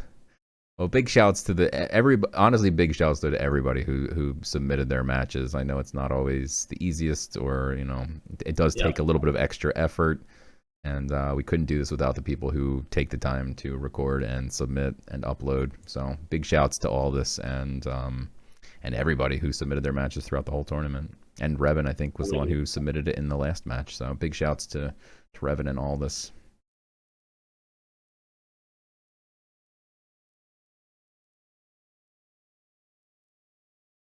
So this is a little bit more precarious of a spot than Death would like to be. Already at 15 health, and they haven't even unlocked 5 mana yet. Oof. So depending on the amount of reach that ClementDanieli has, I mean, ClementDanieli must be feeling pretty good. Has no card draw issues this game, obviously. Yeah, this is definitely looking a little scary. Now, Aldous does have that Death Watch curate there. And that will be a big body. Does heal for 3 every turn, as long as he's under 16. Yeah, but the problem now is he's used 2 Sulfuric Rains. He's used his Half-Life. If ClementDaniele were to play another Oni there, or I guess just the Miraculous Familiar is enough, there's no immediate way to deal with it if he doesn't draw into Blight Bomb. And I hate to sound like a parrot, but this is just, again, one of the spots where you're getting hurt because you didn't draw enough cards in the early game, and now you're forced between 2 really bad options. Yeah. He could sleep the board here and maybe draw a card. Does he have a V-Rock already in the Void? No, he has a Soul Siren of the Grave in the Void, I believe. Oof. Oh no, he has a Canoom now, so he can actually ramp. Yeah, he can ramp, but he's got nothing to ramp to. Unfortunately, he had to burn that Apocalypse now. Exactly. If he didn't, that ramp brings him to 6, and then next turn he's at 6.5. He has a bag, so he could have Apocalypse now next turn if he still had it. Right, and he obliterated the Apocalypse Now to make room for the Death Watch Curate, which, you know, wasn't even relevant the way that the game played out by mana 5. So I think that's one of the things. It's hard, right? Like, I don't blame him for taking that option. Like, obviously, you want the lower mana creature that helps keep you alive, but Deathwatch Curate is conditional. It's not always reliable that you're going to get that heal, and you know, frankly, Magic can go so wide that being able to clear a creature, like one creature per turn, honestly doesn't do too much either. So I think right about now is when he's sort of realizing, like, man, I wish I had that Apocalypse Now.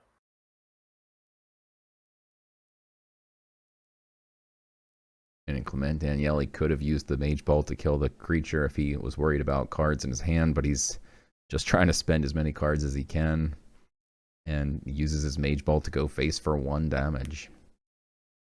Yeah, I mean, he knows that Aldous will draw for him anyway. What a top deck. 3 cards is really bad. That's a good top deck, but at the same time, you're upset about this is your last Apocalypse Now, and your opponent still has 1 Oni left in his deck.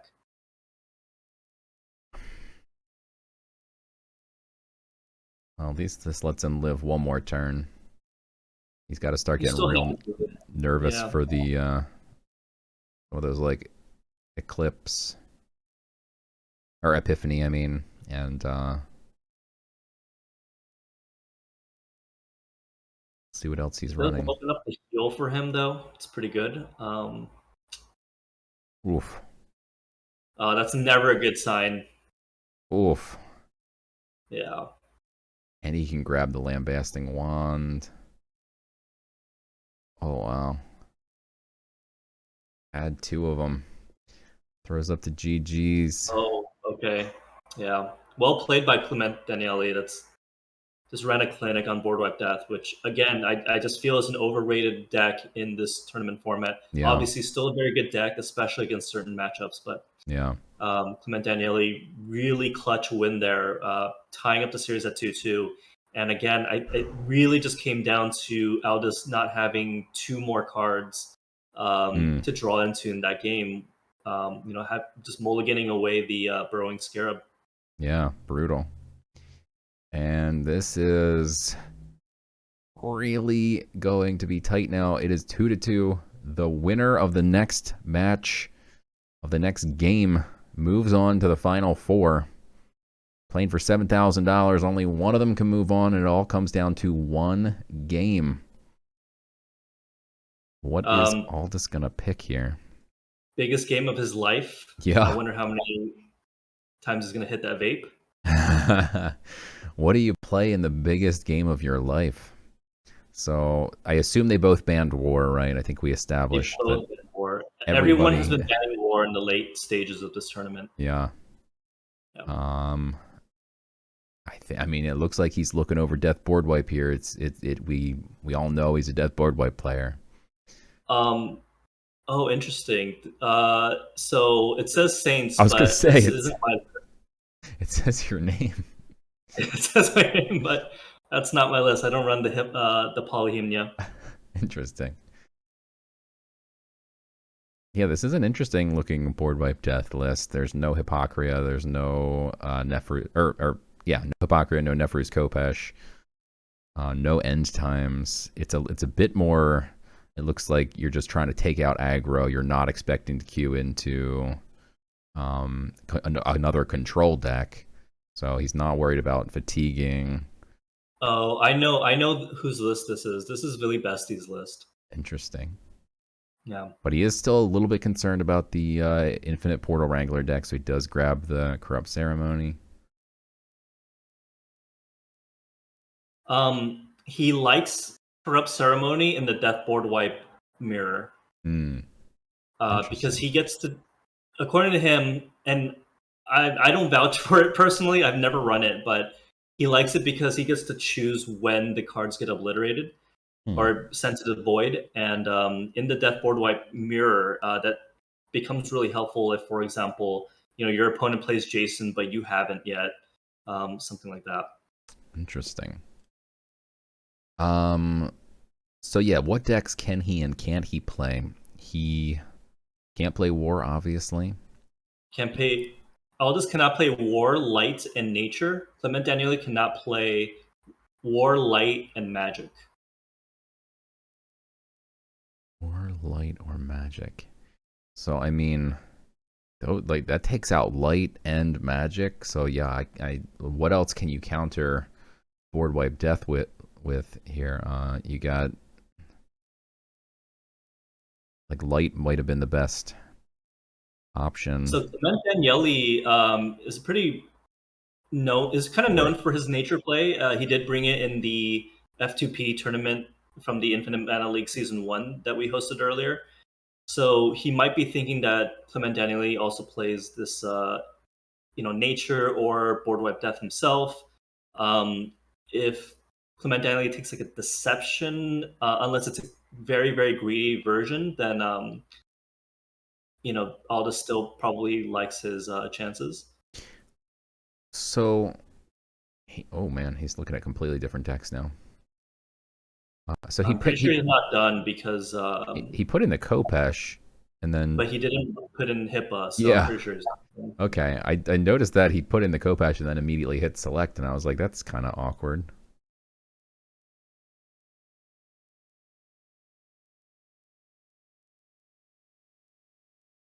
Adding an end times. Okay. So this, after all is said and done, looks very similar to every other Tetherboard wipe list.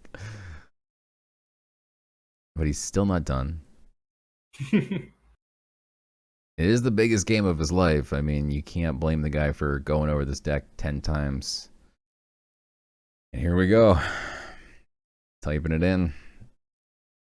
We're getting ready to queue up. Yeah, I mean, his opponent could play Deception here. And could run Counterfeit. Could run Cutthroat.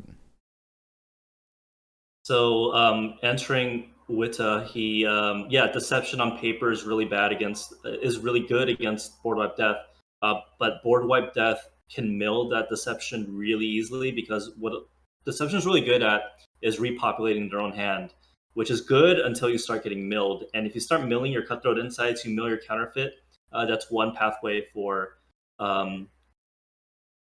Deception to lose. Aldous in the chat just said, I'm not even going to play this list. All right, so I'm going to fast forward a little bit because Aldous says he's not going to play this list. We got Aldous and ClementDaniele in the chat.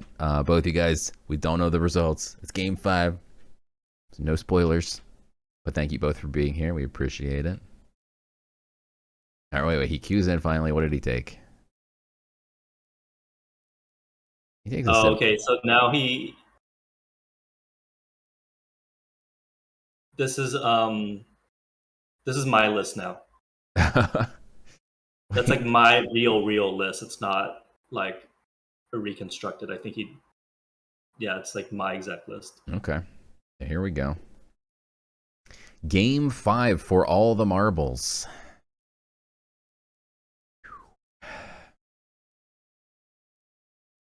Who is moving on to the final 4?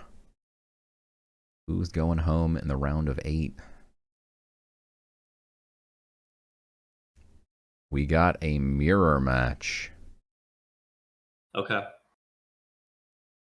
Okay, and he's not playing Blood Ritual, so we have to assume it's probably board wipe versus board wipe. Yeah, it's the mirror, yeah. And so luckily for Aldous, he didn't use that original list that only ran the that didn't run Hippocria and Nephru's Kopesh. Yeah, it only ran the poly. So right. He does. So yeah. Yeah, it's interesting because I know a lot of people don't play Death board wipe, right? Like it's a very expensive deck. Most players are not playing this deck. So they might not know how the mirror match actually looks like in practice. And what it is that you mulligan effectively for like the same things as you would in any other matchup, except for a ramp. You don't really want ramp in this matchup. What you really want is a lot of card draw, which is what Aldous is getting, and your Siren so that you can limit your hand size and mill your opponents. So the Siren, even though you're not really sleeping anything, you still want because it's so crucial in ensuring that you don't mill, or at least you don't mill before your opponent does. And what you're trying to mill in this matchup is each other's Hippocrates monsters, Jason's, which honestly, this is a really good loadout for all this. I'm actually really impressed. Yeah, But he's yeah, got the Hippa and the Jason and the Kopesh now. Oh my Wow. god, He's got the nuts here. I mean, you've got all your win conditions, and like you said, now you could just try and mill your opponent. Exactly. So once you've kind of played this sort of like I'll mill you, you mill me game, the second part of this game is who plays Hippocrates monster first. And what we've seen is ClementDaniele has already used his pip, his soul pip, and I think that's a big mistake in the board death board wipe mirror. And the reason is because you really want to be the first one playing Hippocrates, because if you get Hippocrates and you get Kopesh equipped, you start getting into an infinite loop where your opponent has to clear the Hippocrates, and by doing so cannot play their own Hippocrates. And eventually, obviously your opponent runs out of clears and your Hippocrates gets to go face and you win the game.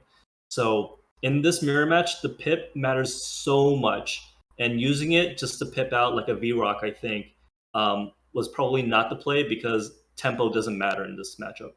Yeah, definitely very interesting to see the pip very early just for a V-Rock. But like you said, this is not a match that you you find yourself in every day. This you don't typically see a board wipe versus board wipe on the ladder. So maybe this could be ClementDaniele's first time, or if not very first time, one of very few times he's ever played it. Whereas Aldous is no stranger to winning tournaments, and I'm sure he's practiced this matchup. I'm sure he's had this matchup. It's so rare to find it on the ladder. I probably played like 200 games of Death Board Wipe on the ladder, and I probably had the mirror match like 5 times. And in that mirror match, I probably only played like really good players like 2 or 3 times. So wow. If you're not practicing with, I mean, this is one of the benefits of being on, quite frankly, in my mind, the best team in Gods Unchained, is you get a lot of good practice against a lot of good players, and you start figuring out these matchups before your opponents. And you can see the value of that in Game 5, round of 8 of the biggest tournament so far. So yeah, everything's just going really well for Aldous right now. I really like his position. So he mills a siren and grabs a siren at the same time. So or milled his opponent's siren, I mean. Yeah, I can't overstate how important it is to draw your sirens early and even mill their own siren, because ClementDaniele is going to mill his entire deck at this point. Unfortunately, we can't quite see the deck counts. But we'll just have to. Yeah, I don't know why it looks like nobody has any cards in their decks right now. We fatigued at mana 4.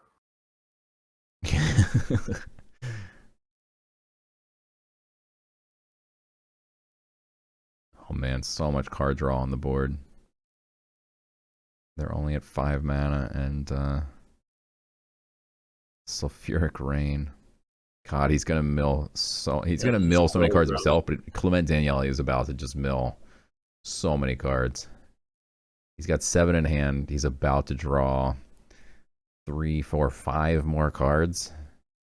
Plus the natural card that he draws. Yes, so he'll be at 8. Oh boy. I mean, I like it. Just use your Blight Bomb, use your God Power, force ClementDaniele. He's gonna. I mean, it's 7 cards. He's gonna mill what, 6? Because he's gonna mill 5 here and then 1 naturally, or maybe it's 5. I don't know. Math is hard. I can't do math. It's gonna be a lot of milling. That's what's about to happen, though. We can't see what. Factor. Okay. He milled a Sulfuric Rain, I believe that was. It was behind the Blight Bomb.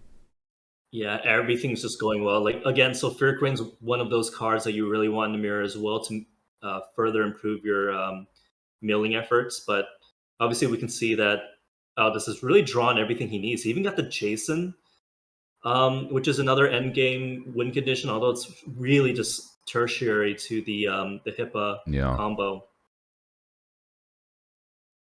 Like, Aldous can lose his entire deck right now, and as long as he makes it to 9 mana, he's going to win. I don't know what else ClementDaniele can do except maybe find incredible Jason value. Well, we haven't seen him mill anything like a Hippa or a Khopesh yet. So it's possible ClementDaniele also has a Hippa and Khopesh in hand, although he hasn't played the Khopesh if he does have it. Yeah, he needs to hope. Okay, so one pathway, right, and it's risky. I mean, it's probably not going to work often, is that you put enough tempo on board. Meanwhile, Aldous has already used up a lot of his sleeps. And you force Aldous, or you bait Aldous into using his last pip. And if he uses his last pip, he can no longer deploy Hippacria first. And you just play it naturally when you hit turn 9 because you went first, and you're going to hit turn 9 before Aldous. And you win that way, assuming you keep your combo with the Khopesh. Wasn't this a mistake here? He just traded the 2-2 into a 2-1, right? And I mean, he could have just God power if he's not going to do anything else. I guess maybe he's still thinking if he's going to do something else, but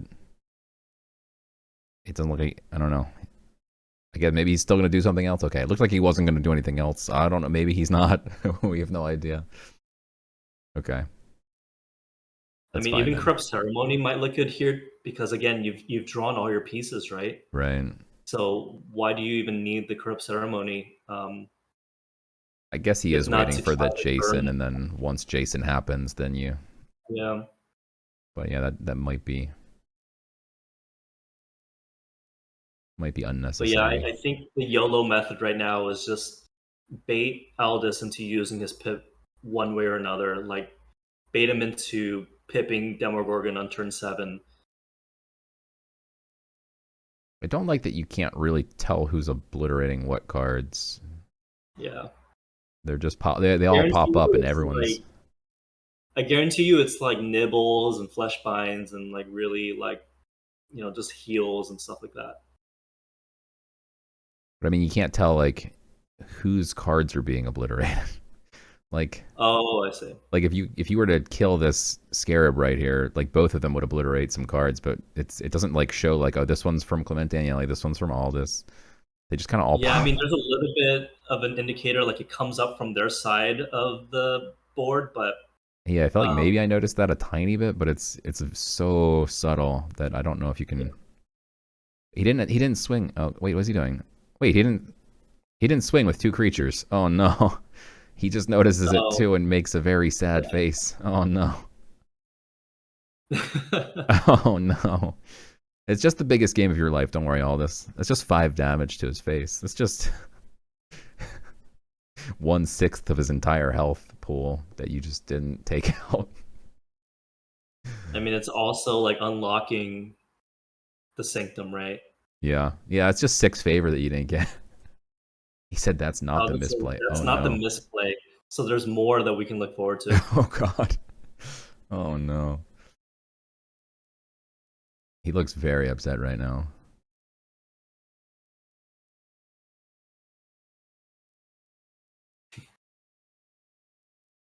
We get a second Eva on board. Things going to get weird.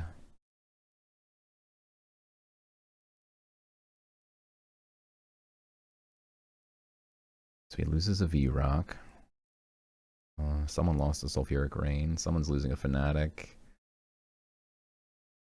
Okay. Yeah, that's all from. Okay, he almost played Nackarub before swinging.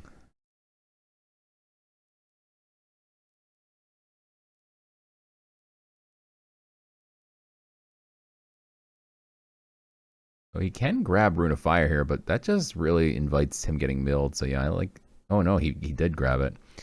What do you think about that? I feel like you don't grab it here. He doesn't have any favor anyway. Like his opponent doesn't have any. It's pretty bad. Like, you don't win by being able to do 3 damage to anyone. You win slowly by getting to turn 9 or mana 9 and not using your pip here.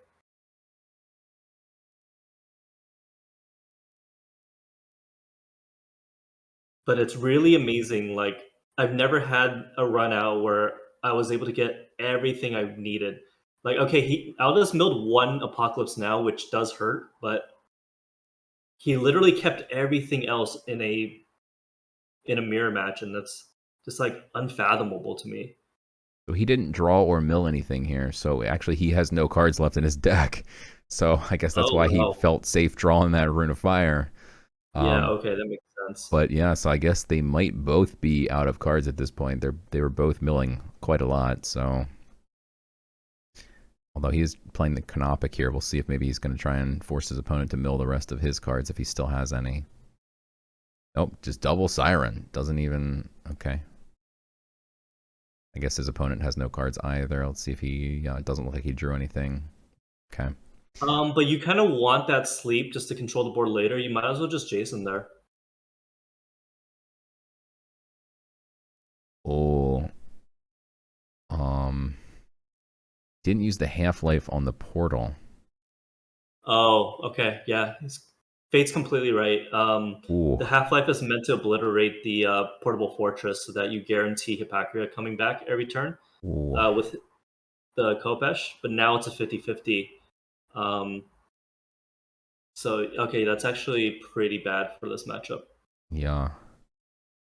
Right, I so didn't realize it. You want to play your demos second. He makes ClementDaniele play his first, so that's good for Aldous here. Although he gets that double demo out. Maybe you do want to play first.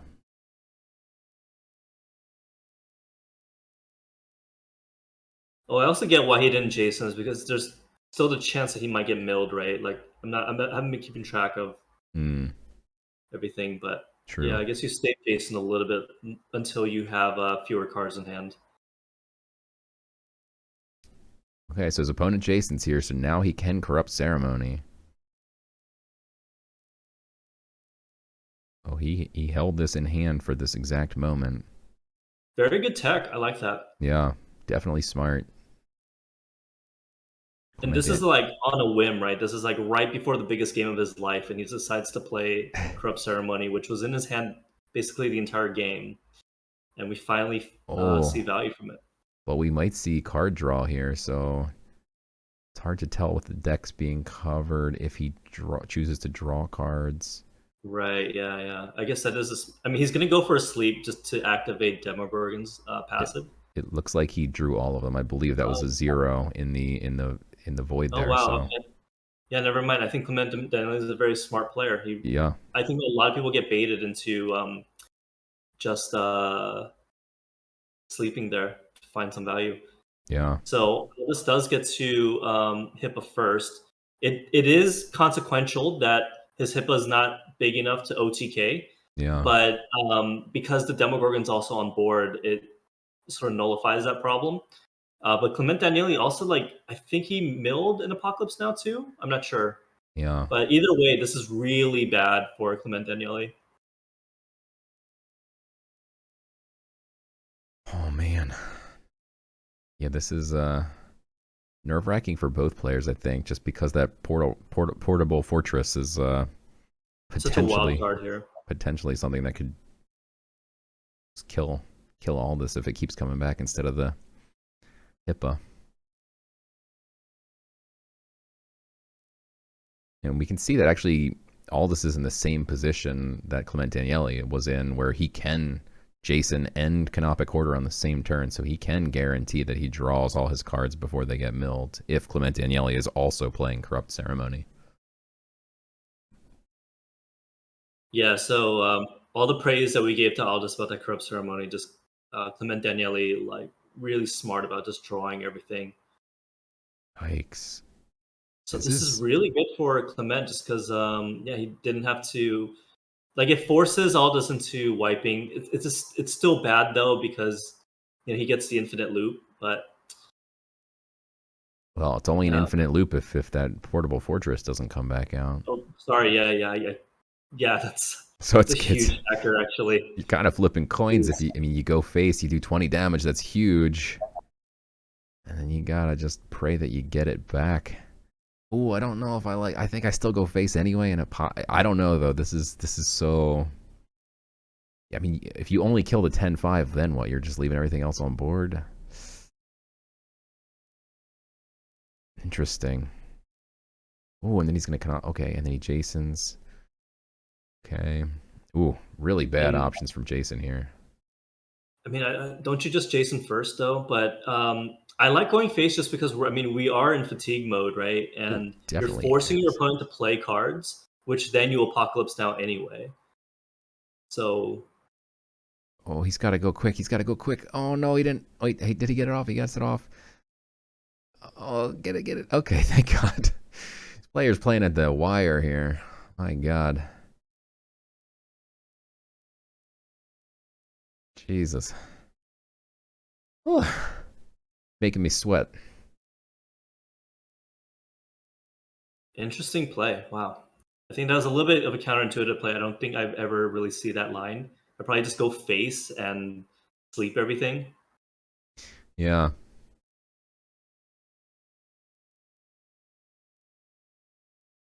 Yeah, if you go face and sleep everything, it forces him to do something to your board. Either sleep it or, although that Hippa's got ward, so... You're giving ClementDaniele chances to find insane outs for your tournament life. If he gets like a Dionysus, I think Anagrios here is actually really compelling. Yeah. Oh, he has that which aches. That's a nasty card. So he doesn't sleep anything? So if Aldous last turn had gone face, like, could he use the... Oh, no, he used the no emoji. That was a pretty big misplay there by ClementDaniele, and I think he notices it where he didn't actually get the aching disciple from that which aches. Yeah, so now you kill that which aches immediately, right? Like you have to kill it. Yeah, you can't let it find value. It's basically a naked 3/7. I think that was a really big misplay by Clement, unfortunately. Yeah, that's brutal. So those who don't know, that which aches constantly, every time you play a card after you play it, it creates an additional card, the 3/1 that gets added to your deck, which means you never fatigue. But you have to play a card after you play it, and he didn't. It's really interesting that like Aldous is taking a much more passive approach to this game. Yeah. And I think specifically it's because he didn't half-life the portable fortress. Yeah. Like he's forced to play this a little bit conservatively because if he doesn't, I think he's afraid of opening up an avenue in which he actually loses.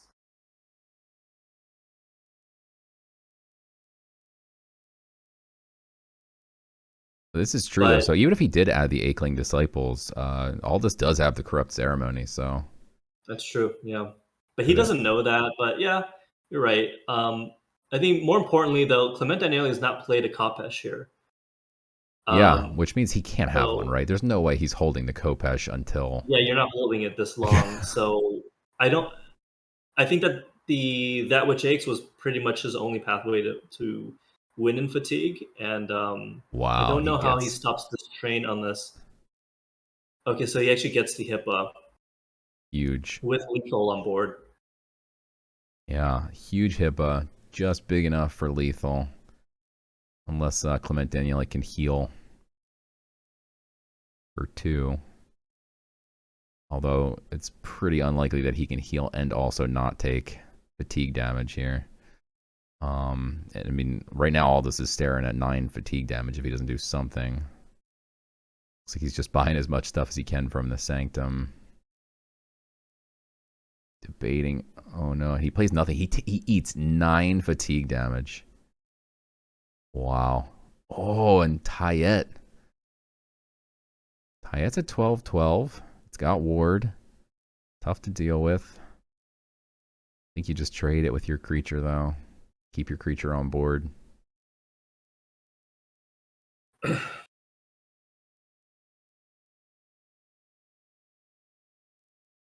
Plays a couple more creatures this turn just to try not to eat as much fatigue damage. I don't know if I like the 5/1 because it can just be God powered, but at the same time, well, if you're spending 2 mana on God power, you're like, oh, he's just God power. Okay, he's killing it himself. Okay, no, I like that. I was thinking he was going to leave it on board to have more threats, but you don't need that. So yeah, he of course just kills it himself. Obviously. So another pathway to victory is you somehow kill this Hippa like 6 times, and then you break the CopperPitch with the bronze serpent, and then I don't know, maybe you find a way. This is nasty. He gets back to Hayet with the Takat, which means it has leech, and it also has blitz, so he gets to heal. He's back up to 30, so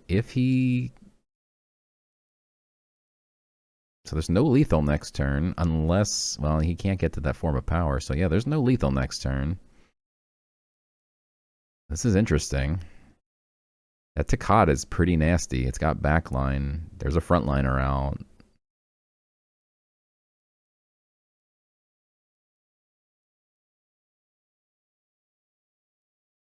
This is the most insane board wipe mirror match I've ever seen. Yeah, I really didn't expect that it would go like this. Oh, I don't know if he should have left that thing on board, but I mean, he gets, oh man, he gets Tear the Just back now. Luckily, it's not an Anubian, so it doesn't get Blitz and Leech. But yeah, ClementDaniele's got 2 cards left in hand. Aldous has that really nice 9-drop, which can prevent him from taking any fatigue damage on a turn. And that tech card we praised him for so much is just a dead card in his hand. And it only saves him from 1 fatigue. All right, so he finally forces ClementDaniele to use his Apocalypse now. We believe the other one was milled. If not, let's see what he gets back. If he gets back the Hippa. Well, he doesn't get back the Hippa, but he puts out the other 9-drop. Oh man, this is...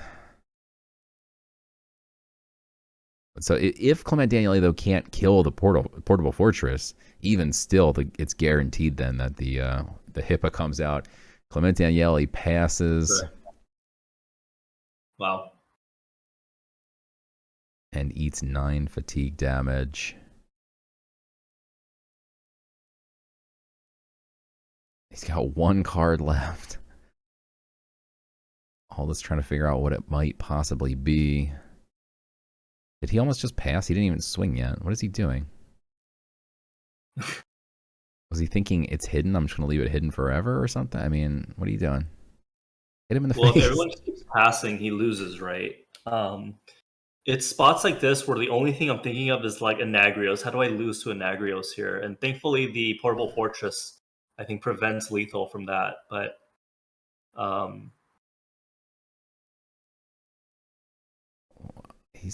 we've probably seen all 3 Jason picks anyway. But yeah, I think Aldous really gave ClementDaniele a lot of rope to find something very strong by playing it passively, which again he was sort of forced to by virtue of not half-lifing his portable fortress.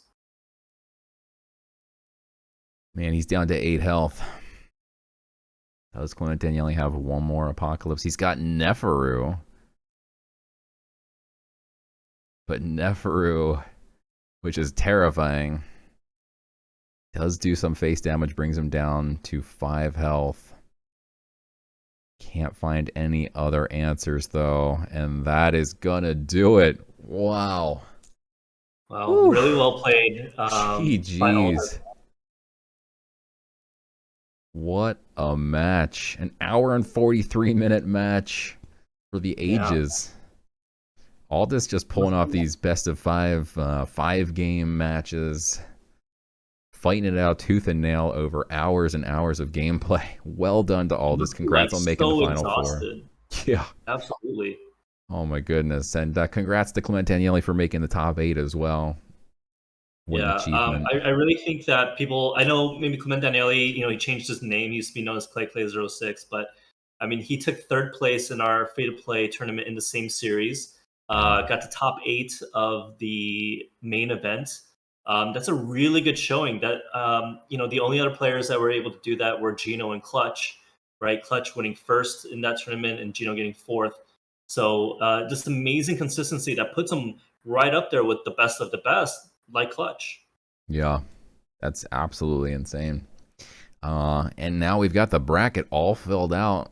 That means on the bottom half of the bracket, We've got a civil war brewing. We have Aldous and Reven going to be facing off in the final four. I guess it's both a blessing and a curse in the sense that that guarantees that there will be an Infinite Mana member in the final championship match of the $7,000 tournament. So that is exciting, although they're going to have to face each other, and I'm sure they're not loving that idea, but had to happen. And on the upper half of the bracket, we've got Caution Fun versus Gino. So we've got 2 Infinite Mana members, a TST, and an Octopus. All the old school teams really repping well and showing that, you know, being on a high quality team is very important. You're right. It didn't even occur to me, but yeah, it's all just like the old school players, right? Maybe Geno's came a little bit later, but I definitely know Caution Fun, Aldous, and Reven have just been playing since the very beginning, along with me actually. So this is really a win for the old school guys.